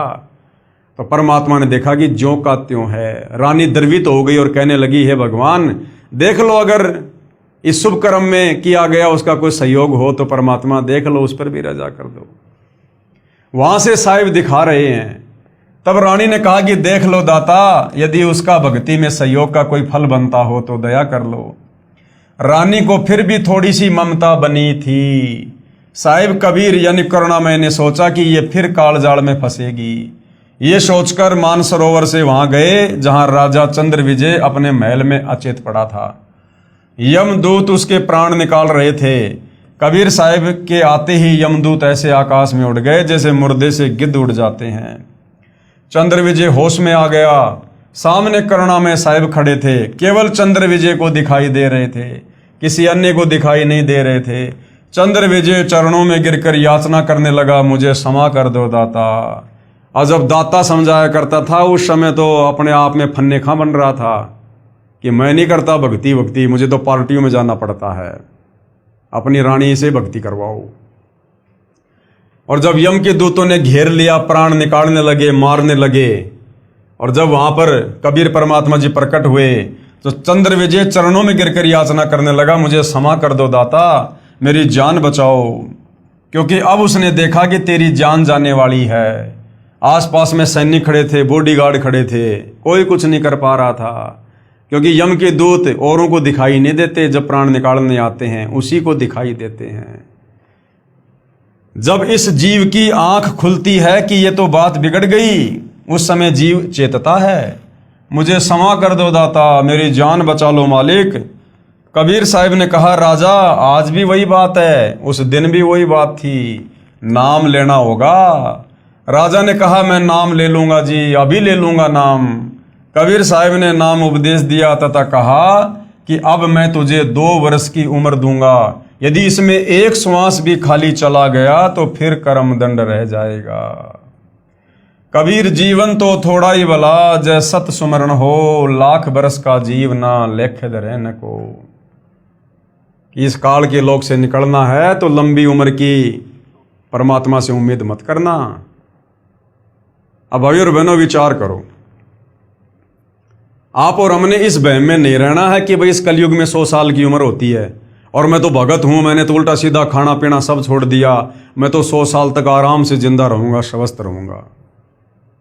आप और हमने तो यहां से बाहर निकलने का जल्द से जल्द प्रयास करना है। उम्र नहीं देखनी कि अभी तो मेरी 40 साल उम्र है, अभी तो मेरी 50 साल उम्र है। अरे बूढ़ा होके मरना कोई जरूरी थोड़ी होता है, जरूरी थोड़ी कि बुढ़ापे में मोक्ष होगा। अगर आपकी सच्ची नीयत, सच्ची लगन है और सतलोक जानने की तड़फ है तो परमात्मा फिर उम्र नहीं देखता है। कोई भी बहाना बनाकर परमात्मा भगत की सहज में मृत्यु कर देगा। सहज मृत्यु, अकाल मृत्यु नहीं, सहज मृत्यु, प्राण छुड़वा देगा परमात्मा, भगत को पता भी नहीं चलेगा। और सतलोक ले जाएगा। जीवन तो थोड़ा ही भला जे सत सुमरण होए। अगर सच्ची नीयत से अगर थोड़ी भी भक्ति कर ली तो परमात्मा मोक्ष कर देता आत्मा का। और बाकी भाई और बहनों चाहे जीते रहो। अब एक बात बताओ, आप और हमारा ये ज्ञान होने के बाद अब आप और हमारा यहां पर जीने का क्या मकसद है?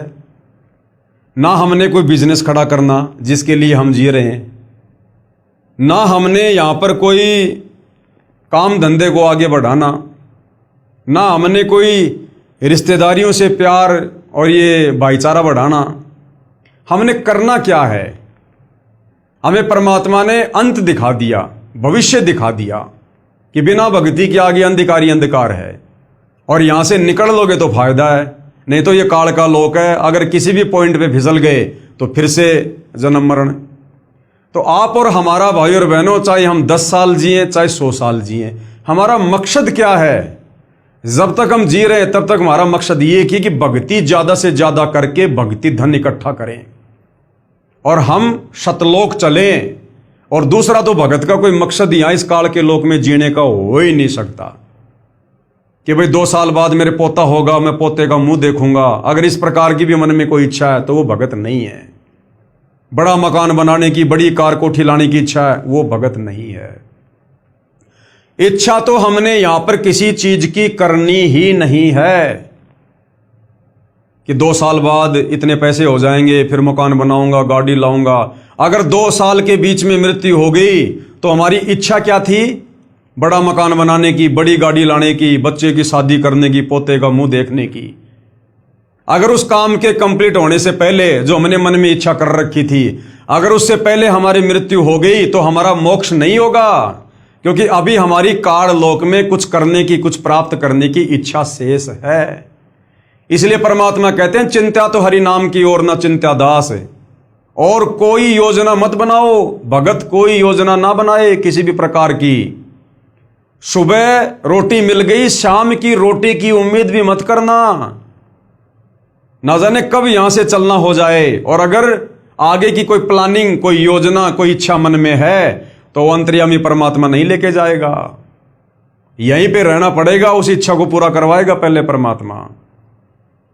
तो यदि हमारा मकसद सतलोक जाने का है और काललोक की कोई इच्छा नहीं है तो भाई और बहनों फिर एक बात बताओ, चाहे 10 साल जी लो चाहे 50 साल जी लो, अरे रोज का हमारा तो वही कर्म है, हमारा तो वही कर्म है रोज का। और नया तो हमारे जीवन में कुछ होगा नहीं भक्ति के अलावा। ना हमने नया कुछ चाहिए, ना हमने सांसारिक चौंचलों में पड़ना, ना रिश्तेदारियों में ब्याह शादी, बात छुचक, लेन देन, बारात में जाना। तो फिर हमारे जीवन में उमंग क्या है, रंग क्या है? कुछ भी नहीं है। हम तो केवल भक्ति के लिए जी रहे हैं। सुबह उठे, सुबह का नित्य नियम, फिर परमात्मा के सुमरण कर लिए, कोई सत्संग सुन लिया, फिर दोपहर की रमेणी, फिर शाम की संध्या आरती, फिर कोई परमात्मा का कोई सत्संग सुन लिया, कोई सुमरण कर लिया। बस इसके अलावा हमारे डेली रूटीन में क्या है? इसके अलावा हम क्या करेंगे बताओ? तो ये काम चाहे 10 साल कर लो ढंग से, नियत से, और ये काम चाहे तुम 100 साल तक करते रहो। तो भगत का मकसद अब केवल सतलोक जाना होना चाहिए। और उसके लिए जो भक्ति हम धीरे धीरे हम 20 साल में पूरी करेंगे, अरे भैया अच्छे से मर्यादा में रह के और कशक बना के वो अपने 10 साल में पूरी कर लो ना। अब ज्ञान तो हो ही गया ना कि पीछे से बच्चों को संभालने वाला भगवान है, इस घर परिवार को संभालने वाला भगवान है। अब तत्व ज्ञान होने के बाद भगत ठेकेदार नहीं बनेगा अपने बच्चों का, अपने घर का, अपने बिजनेस का, अपने खेतों का। अगर ठेकेदार बना हुआ है तो फिर अभी उसकी सतलोक जाने की इच्छा नहीं है, उसका टारगेट अभी काललोक है। कितने जन्म हो चुके हैं? कोटि जन्म तू राजा की न मिटी न मन की आशा। जिस व्यक्ति के 84 लाख योनियां भोगने के बाद एक मनुष्य जन्म होता है, और ये करोड़ों मनुष्य जन्म होने के बाद बड़ी मुश्किल से एक हमें राजा का जन्म मिलता है। और भगवान कहते हैं कोटि जन्म तू राजा की ना, कई करोड़ बार तू राजा रह चुका है। तो मनुष्य जीवन में हम कितनी बार रहे होंगे? साधारण मनुष्य जीवन में। और हर बार हमारा परिवार भी होगा, हमारे बाल बच्चे भी होंगे, हमारे खेत कल्याण भी होंगे, पोता पोती भी होंगे। अरे उनको भी तो छोड़ के जाना पड़ा था, तो उनको किसने संभाला होगा? सब अपना भाग्य लिखवा के लाते हैं। कोई अपने माँ के, अपने बाप के, अपने दादा के या अपने बाप दादाओं की जमीन और प्रॉपर्टी और बिजनेस के भरोसे नहीं आता है। जिसका जैसा प्रारब्ध होता है, पाप और पुण्य होते हैं, उस आधार से उसको किस परिवार में जन्म देना है, ये धर्मराय पहले से माँ के पेट में नियत कर देता है। यहाँ कोई किसी के भरोसे नहीं आता। हम तो अपने बच्चों के ठेकेदार बन रहे हैं कि मेरे बच्चे छोटे छोटे हैं, अभी मेरे बिना कैसे परिवार चलेगा, मेरे बच्चों के भविष्य का क्या होगा। और हम आज समाज में देख रहे हैं, हम अपने आसपास घर में, रिश्तेदार में, गांव में देख रहे हैं, बच्चा पैदा होने से पहले बाप मर जाता है और वो बच्चा जन्म लेने के बाद बहुत बड़ा अधिकारी बनता है, उस गांव में एक नंबर की पार्टी बनता है। तो क्या उसके बाप ने बनाया उसको? उसके बाप ने पढ़ाया? तो भैया सब यहां पर अपना प्रारब्ध लिखवा कर लाते हैं। हम सब कबीर भगवान की आत्मा हैं। हम यहाँ एक दूसरे को अपना समझ रहे हैं कि मेरा बेटा, मेरी बेटी। अरे हम सब कबीर भगवान के बेटा बेटी हैं। हम सब आपस में भाई बहन हैं। हम हंस आत्मा हैं। इस काल ने हमारे को, हमारे इन ऋण संबंधों के चलते बेटा बेटी, माँ बाप, पोता पोती, इन संबंधों में बांध दिया। इसी को तो कर्म बंधन कहते हैं। एक लेवा एक देवा दूतम, कोई किसी का पिता नहीं पुत्तम। ऋण संबंध जुड़े सब नाता, अंश में से 12 बाटा। ये तो काल ने हमारे को इन कर्म बंधनों में, ऋण संबंधों में बांध रखा है, पिछले जन्म के लेन देन के चलते। बाकी यहां कोई किसी का बाप नहीं, कोई किसी का बेटा नहीं। आज बाप और बेटे का रिश्ता है, कल को बाप मरने के बाद भक्ति नहीं करी तो नाइजीरिया में जन्म लेगा, बेटा पाकिस्तान में जन्म लेगा। जिंदगी में दोबारा कभी एक दूसरे की शक्ल भी नहीं देख पाएंगे, और कभी मिल भी गए तो भाई साहब राम राम, बस इससे ज्यादा कुछ बोलना नहीं होगा। तो भाई और बहनों, इस तत्व ज्ञान से हमने हर प्रकार से कमर कस लेनी है, सर पे कफन बांध लेना है कि संभालने वाला परमात्मा है। तीनों लोकों में प्रवेश करके सबका धारण पोषण वो कबीर भगवान करता है। आप और हमें, जिनको हम अपनी अज्ञानता के चलते, जिनको बेटा बेटी और पति पत्नी मान रहे हैं, हमसे ज्यादा चिंता उस कबीर परमेश्वर को अपनी उन आत्माओं की है। हम क्या चिंता कर सकते हैं? और हमारी चिंता करने से क्या हो जाएगा? अरे माता पिता ने बच्चे को सुबह नहला के, कपड़े पहना के, टिफिन दे के बस में बैठा दिया, जा बेटा स्कूल में। 2 किलोमीटर बाद में बस एक्सीडेंट हो गई, बेटा मर गया। क्या कर लेंगे चिंता करके माता पिता? क्या कर लिया माता पिता ने? क्या बचाव कर लिया माता पिता ने? और वहां उस बच्चे की रक्षा करने वाला भी कबीर भगवान है, क्योंकि वो हमारा बेटा बेटी तो केवल इसी जन्म में है, झूठे रिश्ते नाते। असल में वो आत्मा भगवान की है, असली बेटा वो कबीर भगवान का है, सतगुरु रामपाल जी का है। तो भाई और बहनों, आप और हम भी केवल उतना ही बचाव कर सकते हैं जितना हमारे और उसके जो संस्कार आपस में जुड़े हुए हैं। अन्यथा ना बाप बेटे की रक्षा कर सकता, ना बेटा बाप की कर सकता। यहां पर आंखों के सामने बेटा मर जाता है। आपने देखा नहीं, थोड़े दिन पहले नोएडा में एक लड़का था, कोई इंजीनियर जवान, और रात के समय उसकी गाड़ी एक नाले में जा गिरी और उसने वहीं से अपने बाप को फोन किया। बाप ने जो है प्रशासन को फोन किया। वहां बाप भी खड़ा है, प्रशासन भी खड़ा है, और वो बेटा धीरे धीरे धीरे धीरे उन सब की नजरों में उस पानी में डूब रहा है। वो उस दलदल में जा रहा है और सबकी आंखों के सामने वो डूब के मरा। ना उस बाप ने बचाया, ना प्रशासन ने बचाया। तो भाई और बहनों, यहां पर बचाने वाला ये कबीर भगवान है, और जिसके जैसे संस्कार हैं उस आधार से यहां पर रक्षा होती है। जबरदस्ती कबीर भगवान भी नहीं बचाता। इसलिए हम अपने बच्चों को भक्ति पर लगाएं, और भक्ति पर लग जाएंगे तो हम टेंशन फ्री हो जाएंगे फिर, क्योंकि उनकी नकेल हमने कबीर भगवान के हाथ में दे दी। अब कबीर परमात्मा जाने और वो उसकी आत्मा जाने। तो आप और हमने इस प्रकार से अपनी जिम्मेदारियों से तत्व ज्ञान को आधार बनाकर धीरे धीरे मुक्त होना है, मुक्त। तब भाई और बहनों बात बनेगी, नहीं तो रानी इंद्रमती की तरह फिर मानसरोवर पर जाकर फिर हमारे मन में वही विचार आएंगे, आए मेरा पोता रह गया, मेरी पोती रह गई, ये रह गया, मेरा वो रह गया। तो परमात्मा फिर हर एक से पूछेगा नहीं। तुम सोचो कि मेरे से गुरु जी पूछेंगे, ना ना ना ना। ये घटनाएं तो परमात्मा ने चारों युगों में इसलिए की ताकि हम कलयुग की बिचली पीढ़ी वालों को सबक मिले। अन्यथा आप सोचो कि अब आज वर्तमान में भी हमें गुरुजी वहां लेकर जाएंगे, और वहां ले जाने के बाद गुरुजी हमसे पूछेंगे कि बेटा तेरी किसी में मोह ममता तो नहीं है। वहां नहीं पूछने वाला भगवान, वहां तो ऑटोमेटिक यस नो ऑटोमेटिक। तो अब आप और हमने इस प्रकार की गलती करनी नहीं है। हमने हर प्रकार से रिश्ते नातों से, परिवार संपत्ति से, यहीं से हाथ झाड़ के चलना है बिल्कुल कि मेरा कुछ नहीं है, ये तो काल का किस ब्रह्मांड है, ये तो काल ने तपस्या करके भगवान से प्राप्त कर रखे हैं, मेरा क्या अधिकार है। अरे जैसे हम होटल में जाते हैं, 2 रात्रि रुकते हैं, 1000-2000 रुपये जमा करवाते हैं और होटल में हमें पंखा, कूलर, बेड, टीवी सारी सुविधा मिलती है, और जब हम होटल छोड़ के चलते हैं तो पंखा, कूलर, टीवी में हमारी कोई रुचि बनती है क्या? क्योंकि हम हकीकत से परिचित हैं कि ये संपत्ति मेरी नहीं है, ये होटल मालिक की है, मैं यहां पर केवल 2 रात के लिए मैं किराएदार था। तो इसी प्रकार इस 21 ब्रह्मांड में भाई और बहनों, हम अपना कर्म भोगने के लिए आए, हम यहाँ पर जो है किराएदार हैं। ये होटल इस काल का है, यहाँ की सारी सामग्री इस काल की है। हमने तो यहाँ से वापस अपने पिता के घर चलना है, जहां हमें सारे ठाट बाट मिलेंगे, सारे सुख मिलेंगे। तो इस हिसाब से भाइयों और बहनों, हमने इस तत्व ज्ञान को आधार बना के अपना पीछा छुड़वाना है। कबीर जीवन तो थोड़ा ही भला, जो सत सुमरण हो, लाख बरस का जीवना लेखद रहन को।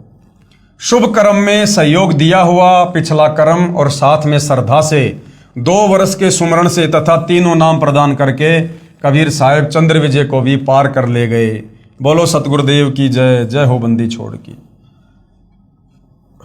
परमेश्वर कबीर साहिब जी सच्चे श्रद्धालु यानी सच्ची नीयत से मर्यादा में रहकर भक्ति करने वाले भगत की आयु बढ़ा देता है, जैसे चंद्र विजय की बढ़ा दी, तथा उसके परिवार की भी रक्षा करता है। उपरोक्त विवरण से सिद्ध हुआ ये प्रमाण बहुत पहले के हैं। अब देखो क्या कह रहे हैं परमात्मा, कबीर परमेश्वर यानी परमेश्वर कबीर साहिब जी सच्चे श्रद्धालु की उम्र बढ़ा देता है। मान लो हम सच्चे श्रद्धालु हैं, हमने मर्यादा में रहकर सच्ची नीयत से सतलोक जाने के लिए भक्ति की, और कबीर परमात्मा जी हमें सतलोक के लिए ले जा रहे हैं, और हमें कबीर परमेश्वर जी ने मानसरोवर पर बैठा दिया, और हमारी आस्था चेक करने के लिए कबीर परमात्मा ने हमारे को दिव्य दृष्टि दे दी। और पीछे से ऐसी कोई घटना परिवार में बच्चों के साथ घटित भी हो जाए तो हमने इस पॉइंट को ध्यान रखना है कि जो सच्ची नीयत से जो व्यक्ति भक्ति करता है, पीछे से क्या होता है, उसके परिवार की भी रक्षा करता है। कौन? कबीर भगवान। तो फिर हमने चिंता काहे की? अरे हम सच्ची नीयत से भक्ति करेंगे तभी तो ऊपर जाएंगे भगवान के साथ में, अन्यथा मर्यादा तोड़कर भक्ति करने वाले को तो परमात्मा यहीं पर त्रिकुटी से नीचे नीचे फैल कर देगा भगवान, लास्ट त्रिकुटी। तो यदि हम मानसरोवर पर चले गए हैं, सच्ची नीयत है तभी तो गए, तो पीछे से फिर भगवान का वादा है परिवार की भी रक्षा करेगा। जब भगवान ने परिवार की रक्षा की गारंटी दे दी, फिर हमने चिंता नहीं करनी चाहिए उस परिवार की। ये प्रमाण बहुत पहले के हैं, वर्तमान में साधारण व्यक्ति विश्वास नहीं करता। वर्तमान में पूज्य कबीर परमेश्वर की शक्ति से गुरुदेव कह रहे हैं कि मुझदास के द्वारा हुए कष्ट निवारण तथा आयु वृद्धि के ढेर सारे प्रमाण पढ़िए, पुस्तक परमेश्वर का सार संदेश है। तो कोशिश करेंगे, मालिक से प्रार्थना करेंगे, ये जो पवित्र पुस्तक है परमेश्वर का सार संदेश, इसके ऊपर भी हम आने वाले समय में वीडियो जो है बनाएंगे। अब आगे गुरुदेव भगवान कहते हैं पवित्र पुराणों का रहस्य, यानी इन पवित्र 18 पुराणों में जो मुख्य पुराण हैं, श्री ब्रह्मा पुराण, श्री विष्णु पुराण, श्री शिव महापुराण, इनमें अध्यात्म के विषय में, भक्ति मार्ग के विषय में, आत्म कल्याण के विषय में क्या कुछ लिखा है जो वेदों से मेल खाता है। पुराणों को समझने के लिए ध्यान रहे कि श्री ब्रह्मा पुराण, श्री विष्णु पुराण तथा श्री शिव पुराण ये इस ब्रह्म यानी काल की लीला से प्रारंभ होते हैं। ब्रह्मा पुराण, शिव पुराण, विष्णु पुराण ये काल की लीला से शुरू होते हैं, ब्रह्म की लीला से। फिर ये नीचे इन ब्रह्मा विष्णु महेश पर आकर आगे की जानकारी देते हैं, जिसे प्रथम अव्यक्त गीता अध्याय 7 श्लोक 25 में कहा है। जो गीता अध्याय 11 श्लोक 32 में कहता है कि मैं काल हूं, यानी गीता जी का ज्ञान देते समय ये काल ब्रह्म कृष्ण जी के शरीर में प्रेत की भांति प्रवेश करके क्या कह रहा है अध्याय 11 श्लोक 32 में कि मैं काल हूं। इसी को क्षर पुरुष भी कहते हैं, यानी इसका जन्म और मरण होता है, ये नाशवान है, अविनाशी नहीं है। इसलिए इसी काल को, इस ब्रह्म को क्षर पुरुष तथा ज्योति निरंजन भी कहा जाता है, क्योंकि इसकी उत्पत्ति अंडे से हुई थी, उस समय इसमें तेज था, तो परमात्मा ने इसका नाम ज्योति निरंजन भी रखा है। यही सदाशिव काल रूपी ब्रह्म भी कहलाता है। यही ब्रह्मांड में एक ब्रह्मलोक की रचना करके उसके ऊपरी हिस्से में रहता है। और यही काल क्या करता है, महाविष्णु, महाब्रह्मा तथा महाशिव कहलाता है, क्योंकि इसने अपने उस ब्रह्मांड में 3 गुप्त स्थान बना रखे हैं। एक रजोगुण प्रधान क्षेत्र, एक सतोगुण प्रधान क्षेत्र और एक तमोगुण प्रधान क्षेत्र। और जब इसने अपने तीनों पुत्रों की उत्पत्ति करनी होती है अपनी पत्नी दुर्गा के सहयोग से, तो ये दुर्गा को अपनी शक्ति से उस क्षेत्र में बुला लेता है और स्वयं भी वहां आ जाता है। और जब इसने रजोगुण युक्त बेटा उत्पन्न करना होता है तो उस रजोगुण युक्त क्षेत्र में ये काल स्वयं तो महाब्रह्मा रूप धारण कर लेता है और अपनी पत्नी दुर्गा को महासावित्री रूप बना देता है। और फिर जो पति पत्नी सहयोग से उस रजोगुण क्षेत्र में जो संतान उत्पन्न होती है वो रजोगुण युक्त हो जाती है और उसका नाम ये ब्रह्मा रख देते हैं। यही प्रक्रिया फिर ये सतोगुण क्षेत्र में करता है और एक विष्णु उत्पन्न करता है। यही प्रक्रिया फिर ये तमोगुण क्षेत्र में जाके करता है, खुद तो महाशिव बन जाता है और अपनी पत्नी दुर्गा को महापार्वती रूप बनाता है। और वहां जो बेटा उत्पन्न होता है उसको तमोगुण युक्त कर देते हैं और उसका नाम शिव रख देते हैं। तो ये काल ही क्या कहलाता है? यही महाविष्णु, महाब्रह्मा तथा महाशिव। एक तो होता है विष्णु, ब्रह्मा और शिव, इन तीनों से पहले शब्द लग गए महा, यानी महाविष्णु। जहां जहां महाविष्णु शब्द है समझ लो विष्णु रूप में काल है, जहां जहां महाब्रह्मा शब्द है समझ लो ब्रह्मा रूप में काल है, और जहां जहां महाशिव है वहां समझ लो शिव रूप में ये काल है। यही महाविष्णु, महाब्रह्मा तथा महाशिव कहलाता है तथा उस क्षेत्र को काशी भी कहते हैं। उसी में रजोगुण प्रधान, सतगुण प्रधान तथा तमगुण प्रधान तीन स्थान बनाकर अपनी पत्नी दुर्गा यानी महालक्ष्मी को साथ रखकर तीन पुत्रों रजगुण श्री ब्रह्मा जी, सतगुण श्री विष्णु जी और तमगुण श्री शिव जी की उत्पत्ति करके अचेत कर देता है।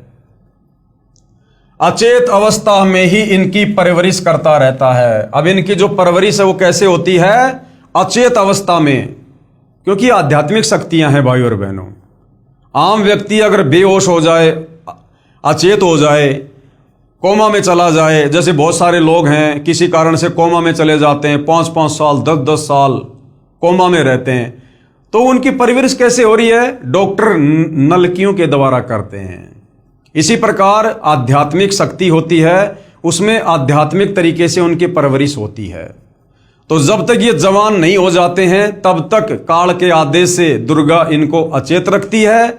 श्री ब्रह्मा जी को कमल के फूल पर, विष्णु जी को शेषनाग की सैया पर और शंकर जी को कैलाश पर्वत पर, और बेहोश रूप में, अचेत रूप में दुर्गा इनकी परवरिश करती रहती है। यानी इनमें जो भी सॉफ्टवेयर डाउनलोड करना होता है वो इनकी अचेत अवस्था में डाउनलोड करते रहते हैं। अब एक बात बताओ, समुद्र मंथन के दौरान इस काल ने ब्रह्मा जी को 4 वेद दिए और चारों वेदों को ब्रह्मा जी ने पढ़ा। अब बताओ भाई और बहनों, ब्रह्मा जी कौन सी स्कूल में गया था? ब्रह्मा जी कौन सा कॉलेज करके आया था? ब्रह्मा जी के गुरु का क्या नाम है जिसने उसको अक्षर ज्ञान कराया हो, कह ख ग घड़ा, उसको संस्कृत उसको सिखाई हो? उस अचेत अवस्था में काल ने उसके अंदर सब कुछ डाउनलोड कर दिया, उसको पढ़ा भी दिया, लिखा भी दिया, आगे क्या करना तेरे को सब कर दिया, सॉफ्टवेयर डाल दिया उसके अंदर, अब अपडेट कर दिया ब्रह्मा को अपनी सिद्धि शक्ति से। और ब्रह्मा कभी स्कूल में नहीं गया और तुरंत चारों वेदों को पढ़ने लगा संस्कृत भाषा में। तो इस प्रकार से इनकी अचेत अवस्था में काल ने तीनों की परवरिश की। जवान होने पर श्री ब्रह्मा जी को कमल के फूल पर, श्री विष्णु जी को शेषनाग पर तथा श्री शिव जी को कैलाश पर्वत पर चेत कर देता है। इन तीनों भगवानों को यानी ब्रह्मा विष्णु महेश को स्वयं ज्ञान नहीं है कि हमारा उत्पत्ति करता कौन है। इन ब्रह्मा विष्णु महेश को खुद नहीं पता कि हमारा बाप कौन है, माता कौन है। इसकी चेतना तो इनको आ गई काल प्रेरणा से। विष्णु जी ने बता दिया कि मुझे याद आ गया जब मैं पालने में झूल रहा था, छोटा सा था, तो ये देवी मुझे खिला रही थी, ये अपन तीनों की माता है। लेकिन इनके बाप का इन तीनों को आज तक नहीं पता कि हमारा बाप कौन है। अब सोचो भाई और बहनों, आम समाज में जिस लड़के या लड़की को अपने बाप का पता ना हो, लोग उसको किस दृष्टि से देखते हैं। और हम इनकी पूजा कर रहे हैं जिनको अपने बाप का पता नहीं।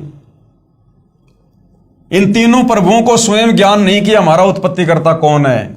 यही काल रूपी ब्रह्म ही विष्णु रूप धारण करके अपनी नाभि से कमल उत्पन्न करके उस पर श्री ब्रह्मा जी को रखकर होश में कर देता है। यही जब चाहे श्री ब्रह्मा, श्री विष्णु, श्री शिव रूप धारण करके दृष्टिगोचर होता है। यानी काल अपने वास्तविक काल रूप में दर्शन नहीं देता, उसने प्रतिज्ञा कर रखी है, लेकिन अपने तीनों बेटों के रूप में या अन्य किसी ऋषि महात्मा के रूप में वो जब चाहे जहां चाहे प्रकट हो सकता है। यह काल अपने वास्तविक रूप में कभी प्रकट नहीं होता, जो काल ने श्रीमद् भगवद गीता जी का ज्ञान देते समय दिखाया था। गीता अध्याय 10 श्लोक 11 में प्रमाण है। श्रीमद् भगवद गीता अध्याय 11 श्लोक 47 और 48 में कहा कि हे अर्जुन, ये मेरा वास्तविक काल रूप तेरे अतिरिक्त न तो पहले किसी ने देखा है, यानी ब्रह्मा विष्णु महेश ने भी नहीं देखा, तथा नहीं आगे कोई देख पाएगा, आगे भी नहीं देख पाएंगे ब्रह्मा विष्णु महेश। ये तो मैंने तेरे ऊपर अनुग्रह करके दिखाया है। ये मुझ ब्रह्म का 1000 भुजाओं व नेत्रों आदि वाला काल रूप वेदों में वर्णित विधि से, जैसे यज्ञ, ओम नाम के जाप आदि से कभी नहीं देखा जा सकता। भावार्थ है कि वेदों में वर्णित विधि से प्रभु प्राप्ति नहीं है, इसलिए ऋषियों महर्षियों ने वेदों में ओम नाम को प्रभु प्राप्ति का जानकर प्रभु प्राप्ति के लिए यज्ञ तथा ओम नाम के जाप की घोर साधनाएं की, परंतु ब्रह्म के दर्शन नहीं हुए। अब बेचारे ऋषियों को, मुनियों को तत्व ज्ञान का पता नहीं, सृष्टि रचना का पता नहीं, 5वें वेद सूक्ष्म वेद का ज्ञान नहीं। इन्होंने वेदों को पढ़ा, वेदों में एक ओम नाम है। यजुर्वेद अध्याय 40 मंत्र 10 या 15 एक ओम नाम है। गीता अध्याय 8 श्लोक 13 इसमें ओम नाम है। अब इन ऋषियों ने वेदों को पढ़ा। अब वेदों में महिमा तो लिखी है भगवान की, परमेश्वर की, और मंत्र जाप करने का इस काल का। तो ऋषि मुनियों ने इस ओम नाम को, जो काल का मंत्र है, इसी को पूर्ण ब्रह्म परमात्मा का मंत्र मान लिया और लग गए दिन रात एक कर दी परमात्मा प्राप्ति के लिए, भगवान के दर्शन करने के लिए। अब इन बेचारों को तत्व ज्ञान नहीं, इनको सृष्टि रचना नहीं, कि काल को तो श्राप लगा हुआ भाई 1 लाख मानव शरीरधारी आत्मा खाने का, और इसने प्रतिज्ञा कर रखी अपनी पत्नी दुर्गा को, कहा कि मैं कभी किसी को अपने वास्तविक काल रूप में दर्शन नहीं दूंगा। तो बेचारे ऋषि मुनि महात्मा ओम नाम का जाप कर करके समाधि लगा लगा के थक गए, लेकिन उनको इस काल ब्रह्म ने दर्शन नहीं दिए। और जो परमात्मा दर्शन देता है, मिलता है, वो विधि तत्वदर्शी संत के अलावा इन चारों वेदों में नहीं। तो तत्वदर्शी संत उनको मिला नहीं जिससे परमात्मा के दर्शन हो। तो इस कारण से भाइयों और बहनों, इन साधु संत महात्माओं ने समाधि लगाई, तप किए, ओम नाम का जाप किया, लेकिन काल की प्रतिज्ञा है मैं किसी को दर्शन दूंगा नहीं, उसने दर्शन दिए नहीं। जिस कारण से अंत में उन साधु संत महात्माओं ने यह निर्णय कर लिया कि परमात्मा निराकार है, जबकि वो निराकार नहीं, वो काल साकार है, लेकिन अपनी प्रतिज्ञावश वो किसी को दर्शन नहीं देता। ओम नाम को प्रभु प्राप्ति का जानकर प्रभु प्राप्ति के लिए यज्ञ तथा ओम नाम के जाप की घोर साधनाएं की, परंतु इस ब्रह्म के दर्शन नहीं हुए। किसी ने कमलों का प्रकाश देख लिया, किसी ने शरीर में ज्योति देखी तथा धुनें सुनी, जो काल ब्रह्म का छल है, ये अपने तक नहीं पहुंचने देता किसी की भी सुरती को। किसी ने सहस्त्र कमल की 1000 ज्योतियों से निकल रहा प्रकाश देखकर प्रभु की प्राप्ति मान ली। जैसे किसी स्थान पर एक ही रंग के 1000 बल्ब एक दूसरे के साथ सटाकर गोलाकार में जगह रखे हों, दूर से देखने वाले को एक प्रकाश समूह ही दिखाई देगा, यानी एक आग का सा गोला दिखाई देगा, लेकिन उसके निकट जाने पर पता लगता है कि ये तो बल्बों यानी उन लटुओं का प्रकाश है, अलग अलग है। तो जिस एकाध की समाधि सहस्त्र कमल दल में चली गई, वहां पर इसने 1000 ज्योतियां दिखा दी अपनी, जिस कारण से उसने मान लिया कि बस यही परमात्मा है, ज्योति रूप ही है भगवान। इसी प्रकार कुछ साधक हठ योग करके शरीर में अंतर्मुख होकर कुछ आतिशबाजी को देखकर प्रभु की प्राप्ति मान लेते हैं, उसी में खुश हो जाते हैं कि हमने कर लिए भगवान के दर्शन। उसी काल जाल को आनंद मानकर अपना अनमोल जीवन नष्ट कर जाते हैं। वेदों में स्पष्ट लिखा है कि परमेश्वर सशरीर है। यजुर्वेद अध्याय 1 मंत्र 15 तथा अध्याय 5 मंत्र 1 में इसका प्रमाण है। अग्ने तनुर असी, यानी परमात्मा सशरीर है। विष्णवे तवा सोमस्य तनोरसी, और सबका धारण पोषण करने वाले परमात्मा का शरीर है, जिसका शब्दार्थ है कि परमेश्वर सशरीर है। अग्नि यानी परमात्मा, तनूर यानी सशरीर, असी मानी है। परमेश्वर सशरीर है, वो निराकार नहीं है। उस सर्व पालन करता अमर पुरुष सत्य पुरुष का शरीर है, अर्थात परमेश्वर आकार में है। इसीलिए ऋषियों ने प्रभु दर्शन के लिए घोर साधनाएं की, परंतु वेदों में वर्णित विधि से प्रभु प्राप्ति नहीं हो सकती। ओम नाम के जाप से परमात्मा प्राप्ति नहीं हो सकती। ओम नाम के जाप से तो ये काल ही दर्शन नहीं देता। इसलिए आज तक सर्व साधकों यानी भक्तों, ऋषियों, ये भाई और बहनों, आज से पहले जो त्रेता द्वापर सतयुग में जो भगत थे, जो भक्ति करते थे, जैसे आज आप और हम कर रहे हैं, उस समय उनको ऋषि कहा जाता था, उनको मुनि कहा जाता था। तो चाहे भगत को हो, चाहे संत को हो, चाहे साधक को हो, चाहे योगी को हो, चाहे ऋषि को हो, चाहे मुनि को हो, ये एक ही बात है। जैसे जल पानी नीर, जल पानी नीर। कोई ये सोचे कि तो बहुत बड़ी तोप होंगे, इनके नाम को तो ऋषि कहा करते थे। अरे आज जैसे पवन दास, ऐसे चाहे मुनि पवन कह दो, ऋषि पवन कह दो, बात एक ही है। इसलिए आज तक सर्व साधकों यानी भक्तों, ऋषियों आदि ने अपने अनुभव की पुस्तकों की रचना कर दी जो वेद ज्ञान विरुद्ध है, और उन्होंने फिर आगे चलकर अपने अपने अनुभव की पुस्तकें बना दी कि मैंने ऐसे ऐसे ओम नाम का जाप किया, मैंने इतने साल समाधि लगाई, समाधि अवस्था में मुझे उस प्रभु के ज्योति रूप में दर्शन हुए हैं। परमात्मा तो वास्तव में निराकार है, उसका मनुष्य जैसा शरीर नहीं है, वो तो ज्योति ज्योति उसका रूप है, आकार है। और आम समाज ने इन बातों को सत्य मान लिया और भगवान को निराकार साबित कर दिया। अब सर्व भगत समाज पवित्र वेदों के स्थान पर अन्य महर्षियों या संतों के अनुभव से बनी पुस्तकों के ज्ञान पर आधारित हो चुका है। अब वेद कौन पढ़े भाई? वेद तो इतनी मोटी मोटी पुस्तकें, ऊपर से वो संस्कृत में, कौन पढ़े? आम व्यक्ति को पढ़ने का अधिकार भी नहीं था। फिर क्या करते ये साधु संत महात्मा? अपने अनुभव की छोटी छोटी पुस्तकें निकाल देते कि हमने वेदों को पढ़कर निष्कर्ष निकालकर, वेदों का निचोड़ निकालकर ये पुस्तक बनाई है। तो आम आदमी बेचारा उस पुस्तक को वेद ज्ञान युक्त पुस्तक मानकर, जो वास्तव में उस ऋषि का अपना भक्ति अनुभव था, जो वेदों के विरुद्ध था, हमने उसी को सत्य मानकर उसी के अनुसार फिर हमने साधना करनी शुरू कर दी। ऐसे फिर ये शास्त्र विरुद्ध साधना पूरे समाज में फैल गई सदियों से। पवित्र वेदों तथा श्रीमद् भगवद गीता जी का ज्ञानदाता ब्रह्म कह रहा है कि तीनों गुण, रजगुण ब्रह्मा, सतगुण विष्णु, तमगुण शंकर जी, इनकी इष्ट रूप में पूजा के योग्य नहीं है। गीता अध्याय 7 श्लोक 12 से 15 ये गीता ज्ञान देने वाला काल ब्रह्म खुद कह रहा है कि ब्रह्मा विष्णु महेश यानी रजगुण सतगुण तमगुण, ये तीनों देवता पूजा के योग्य नहीं है। ब्रह्मा विष्णु महेश की पूजा का विधान नहीं है, क्योंकि ये भी नाशवान है, अर्थात जन्म मरण में है, तथा कर्म का फल ज्यों का त्यों ही देते हैं। पाप यानी पाप नाश नहीं कर सकते। कौन? ब्रह्मा विष्णु महेश। इनके पुजारी भक्तों को प्रारब्ध में लिखे कष्ट को भोगना ही पड़ता है। इन तीनों भगवानों की साधना से क्षणिक सांसारिक सुख तो प्राप्त हो जाता है, परंतु पूर्ण मोक्ष नहीं होता, अर्थात जन्म मरण से छुटकारा नहीं है। इन तीनों प्रभुओं श्री ब्रह्मा जी, श्री विष्णु जी, श्री शिव जी से मिलने वाले क्षणिक लाभ पर जिनकी आस्था बनी है, वे राक्षस स्वभाव को धारण किए हुए मनुष्यों में नीच दुष्कर्म करने वाले मूर्ख मुझकाल ब्रह्म को भी नहीं भजते। इसका प्रमाण है श्रीमद् भगवद गीता अध्याय 7 श्लोक 12 से 15। क्योंकि ब्रह्म साधक अधिक समय तक ब्रह्म लोक में बने महास्वर्ग में अपने नाम व पुण्यों की कमाई के आधार पर रहता है। यानी ब्रह्मा विष्णु महेश की साधना के बजाय यदि कोई काल की ओम नाम की साधना करता है, तो ब्रह्मा विष्णु महेश की भक्ति करके जितने दिन आप स्वर्ग में रह सकते हो, उससे कई गुना ज्यादा आप स्वर्ग से ऊपर ओम नाम की कमाई करके, ब्रह्म का जाप करके आप महास्वर्ग में रह सकते हो। लेकिन वापस महास्वर्ग वाले प्राणी को भी आना पड़ेगा जन्म और मरण में। इसलिए काल कह रहा है कि तीनों भगवानों से कुछ ज्यादा राहत मैं दे सकता हूं, परंतु यह ब्रह्मलोक तथा काल ब्रह्म भी नाशवान है। यह काल भी नाशवान है और इसका ब्रह्मलोक भी नाशवान है।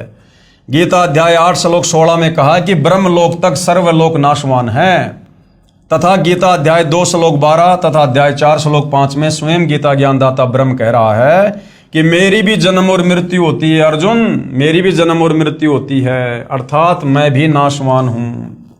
इसलिए पवित्र गीता अध्याय 7 श्लोक 18 में कहा कि जो चौथे प्रकार के मेरे ब्रह्म के साधक, जो ज्ञानी है, जो वेदों के ज्ञान के आधार पर जान लेते हैं कि केवल एक पूर्ण परमात्मा ही इष्ट रूप में पूज्य है, वही पाप नाशक है, पूर्ण मोक्षदायक है तथा मानव शरीर प्रभु प्राप्ति के लिए मिला है, उन्होंने वेदों का स्वयं ही निष्कर्ष निकाल ले लिया कि ओम नाम यही एक मंत्र है जो प्रभु प्राप्ति का है। इसी ओम मंत्र के जाप से हजारों वर्ष साधना करके अपने शरीर को भी न्योछावर कर दिया, परंतु प्रभु दर्शन नहीं हुए।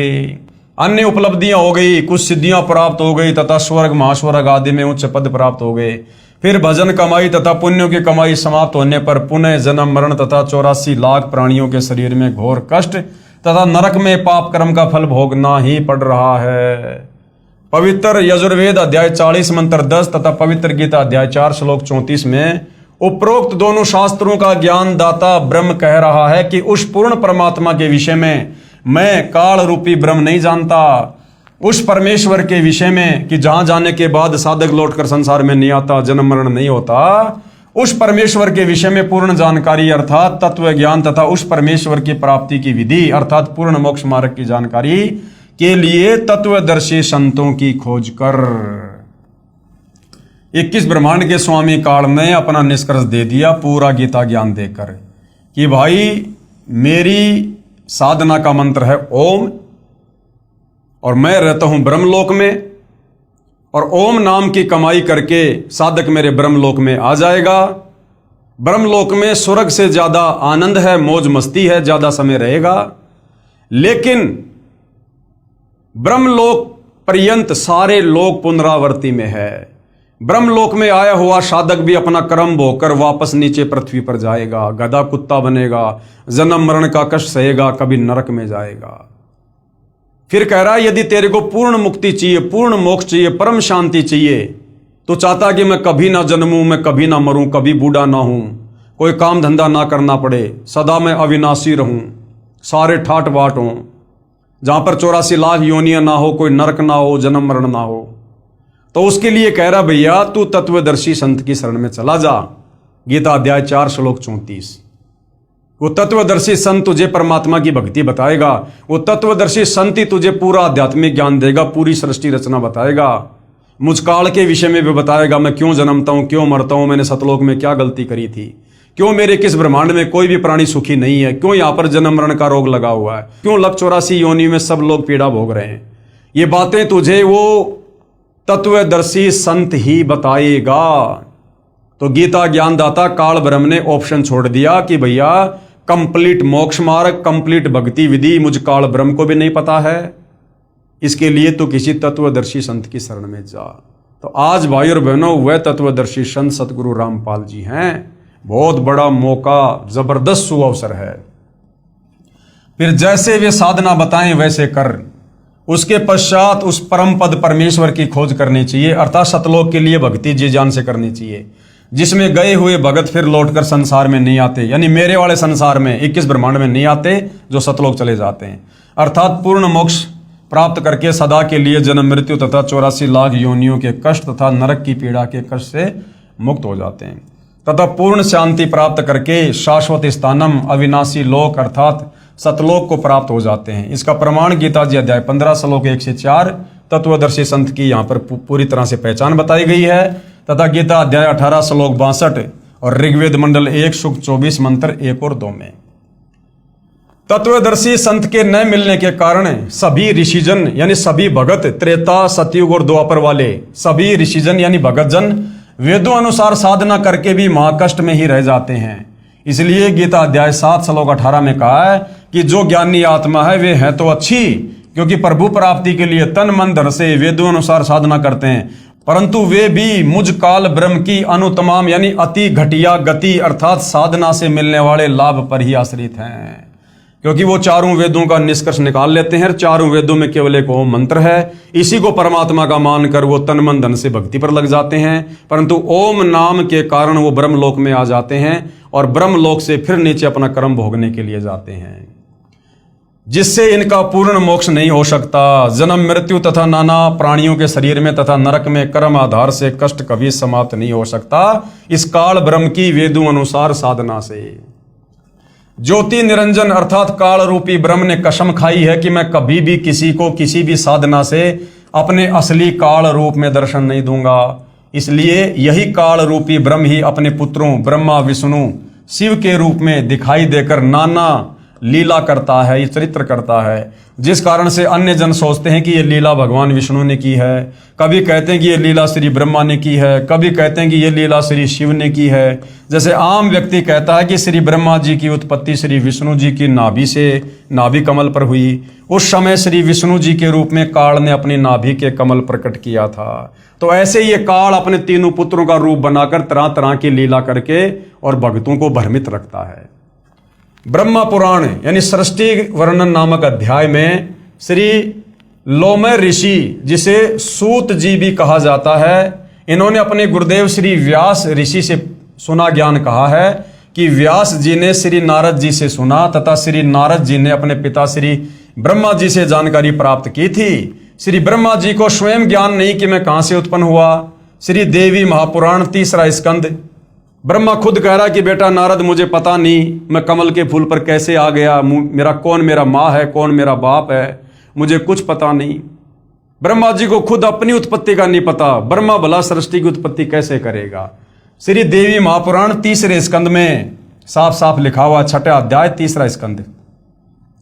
इसका भावार्थ ये नहीं है कि पुराणों का ज्ञान गलत है। जो ज्ञान श्री ब्रह्मा जी ने होश में आने के पश्चात कहा है वह उसी स्तर तक तो सही है, परंतु चेत होने से पूर्व का ज्ञान दंत कथा लोकवेद है, जो पूर्ण परमेश्वर ने प्रथम सतयुग में सतसुकृत नाम से प्रकट होकर तत्वदर्शी संत रूप से तत्व ज्ञान तथा वास्तविक सृष्टि रचना का ज्ञान श्री ब्रह्मा जी तथा श्री मनु जी आदि को दिया था। इन्होंने सुनकर भी अनसुना कर दिया। तत्पश्चात जब श्री ब्रह्मा जी से इसी के वंशज पूछने लगे तो उस सुने सुनाए ज्ञान के आधार से कुछ मिलावट करके पूर्व का ज्ञान कहा है, जिस कारण से कोई पुराण निर्णय ज्ञान युक्त नहीं है। किसी पुराण के आधार से सिद्ध होता है कि श्री विष्णु जी की उत्पत्ति श्री ब्रह्मा जी से हुई है, किसी पुराण से सिद्ध होता है कि श्री ब्रह्मा जी की उत्पत्ति श्री विष्णु जी से हुई, आदि आदि। इसी कारण सभी ऋषिजन तथा श्री ब्रह्मा विष्णु तथा शिव जी भी संशय में हैं। यानी इनके जो भगत हैं ब्रह्मा विष्णु महेश के, जब ये इनकी पूजा करते हैं, समाधि लगाते हैं, तो समाधि अवस्था में ये काल ब्रह्मा जी के उपासक को ब्रह्मा रूप बनाकर दर्शन दे देता है, विष्णु जी के उपासक को विष्णु रूप बनाकर दर्शन दे देता है, शंकर जी के भगत को शंकर जी का रूप बनाकर दर्शन दे देता है, प्रकट हो जाता है। और वो साधक समझ लेते हैं कि बस ब्रह्मा जी भगवान है, विष्णु जी के साधक समझते श्री विष्णु जी परमात्मा है, और आपस में एक दूसरे को सर्वश्रेष्ठ बताकर आगे प्रचार प्रसार करते रहते हैं। और इसी आधार से उन साधकों ने, उन ऋषियों ने आगे चलकर अपने अनुभव की पुस्तकें लिख दी। किसी ने लिख दिया कि श्री ब्रह्मा जी भगवान है, शंकर और विष्णु ब्रह्मा जी से तो उत्पन्न हुए हैं। विष्णु जी के उपासक ने लिख दिया कि विष्णु भगवान है, ब्रह्मा जी और शंकर जी विष्णु जी से उत्पन्न हुए हैं। कोई शंकर जी का भगत लिख देता कि बस ब्रह्मा और विष्णु शंकर जी से उत्पन्न हुए हैं, यही महेश्वर है, मृत्युंजय है। तो इस प्रकार से इस काल ने भाई और बहनों 21 ब्रह्मांड के प्राणियों को अपने भोजन के लिए, इसको रोजाना 1 लाख प्राणी खाने होते हैं, और इसको पता है कि ये मेरा भोजन, ये जीव यदि यहाँ से मुक्त हो सकते हैं मेरे 21 ब्रह्मांड से, तो केवल शास्त्रों के आधार से भक्ति करने से मुक्त हो सकते हैं। तो उसके लिए भाई और बहनों इसका परम कर्तव्य बन गया, इसकी मजबूरी होगी हमें धर्मशास्त्रों के आधार पर अपने द्वारा भेजे गए साधु संत ऋषियों गुरुओं के द्वारा उल्टी व्याख्या करवा के, शास्त्र विरुद्ध साधना करवा के हमें अपने जाल में फंसा के अपने भोजन के लिए रखता है। और इन शास्त्रों का यथार्थ ज्ञान, वास्तविक ज्ञान, निचोड़, निष्कर्ष कबीर परमात्मा स्वयं सतलोक से चलकर काल के 21 ब्रह्मांड में तत्वदर्शी संत बनकर हमें बताते हैं, समझाते हैं। तो जब तक हमें वो कबीर भगवान तत्वदर्शी संत के रूप में नहीं मिलेगा, तब तक हमें किसी भी ग्रंथ का, हम चाहे कितने बड़े विद्वान हैं, चाहे संस्कृत के प्रकांड ज्ञाता हैं, हम इन धर्म ग्रंथों का सार नहीं निकाल सकते, निष्कर्ष पर नहीं पहुंच सकते। जिस प्रकार एक 5वीं कक्षा का बच्चा है, 5वीं कक्षा के बच्चे को हिंदी पढ़ना आ जाता है, और पीएचडी की पुस्तक भी भाई और बहनों हिंदी में है। वो 5वीं कक्षा का बच्चा पीएचडी की पुस्तक को हिंदी में पढ़ तो सकता है, लेकिन पीएचडी की पुस्तक के जो शब्द हैं वो बहुत ही गूढ़ हैं। उन शब्दों का अर्थ वो 5वीं क्लास का बच्चा नहीं समझ सकता, केवल उसको पढ़ सकता है। इसी प्रकार हमारी ये नादान धर्मगुरु आचार्य शंकराचार्य संत महंत, इन्होंने संस्कृत भाषा को तो जान लिया, परंतु वेद संस्कृत भाषा में कहना क्या चाहते हैं, उन श्लोकों का वास्तव में अर्थ क्या है, इन अर्थों को ये संस्कृत के विद्वान नहीं समझ पाए, उसको समझाने के लिए स्वयं कबीर परमात्मा ही संत रूप में, सतगुरु रूप में, जगत गुरु रूप में, तत्वदर्शी संत के रूप में धरती पर आकर हमें ज्ञान देते हैं। और जब तक हम तत्वदर्शी संत की शरण में नहीं आएंगे, और तत्वदर्शी संत की शरण प्राप्त होना कोई बच्चों का खेल नहीं है भाई और बहनों। इसके लिए आत्मा के पास युगों युगों के मजबूत भक्ति संस्कार चाहिए। सकल पदार्थ है जगमाही, भाग बिना नर पावत नाई। तो ये भाग भी कबीर भगवान ही आप और हमें भक्ति करवा के बनाता है। तो आज धरती पर सहज में सुलभ तत्वदर्शी संत उपलब्ध है। ये हमारा परम सौभाग्य है इस पृथ्वी के समस्त मानव जाति का। आज यदि हम सतगुरु रामपाल जी के सत्संग सुनकर, ज्ञान को आधार बनाकर, अगर उनसे उपदेश लेकर भक्ति कर लेते हैं, आज हमारा सहज में इस काल के 21 ब्रह्मांड से, जन्म मरण से, लख 84 योनियों के कष्ट से, तपस्या की पीड़ा से, नरक की यातनाओं से आज सहज में पीछा छुड़वाया जा सकता है। अगर आज मौका चूक गए, अनंत युगों तक फिर गधे, कुत्ते, सुअर, मक्खी, मच्छर, गंदी नाले का कीड़ा, या इसी प्रकार से कष्ट भोगने पर हम विवश होंगे। तो भाई और बहनों, ये जो पुराण हैं, इनमें भी जहां तक वेदों के अनुसार ज्ञान है, उसका समर्थन सतगुरु रामपाल जी कर रहे हैं और हमें इनका सार निकाल कर समझा रहे हैं। और जो ज्ञान इन पुराणों में वेदों के विरुद्ध है, वो हमारे किसी मतलब का नहीं, वो किसी साधु संत ऋषि महात्मा के अपने अनुभव का ज्ञान है, जो वेदों से मेल नहीं खाता, वो हमारे किसी काम का नहीं है। तो भाई और बहनों, अगले एपिसोड में हम पढ़ेंगे श्री ब्रह्मा जी तथा श्री विष्णु जी का युद्ध। अब बताओ, ये देवी देवता भी आपस में लड़ते हैं, आम आदमी कैसे इनकी भक्ति करके लड़ाई झगड़े से दूर हो सकता है? ये खुद भी लड़ाई झगड़ा करते हैं। तो अगले टॉपिक में हम इसी विषय पर चर्चा करेंगे और अच्छे से अध्यात्म को जानने का प्रयास करेंगे। तब तक पूज्य गुरुदेव भगवान हम सबको आज्ञा दे, आशीर्वाद दे, सद्बुद्धि दे, हमारा मार्गदर्शन करें। बंदी छोड़ सतगुरु रामपाल जी परमेश्वर जी की जय हो।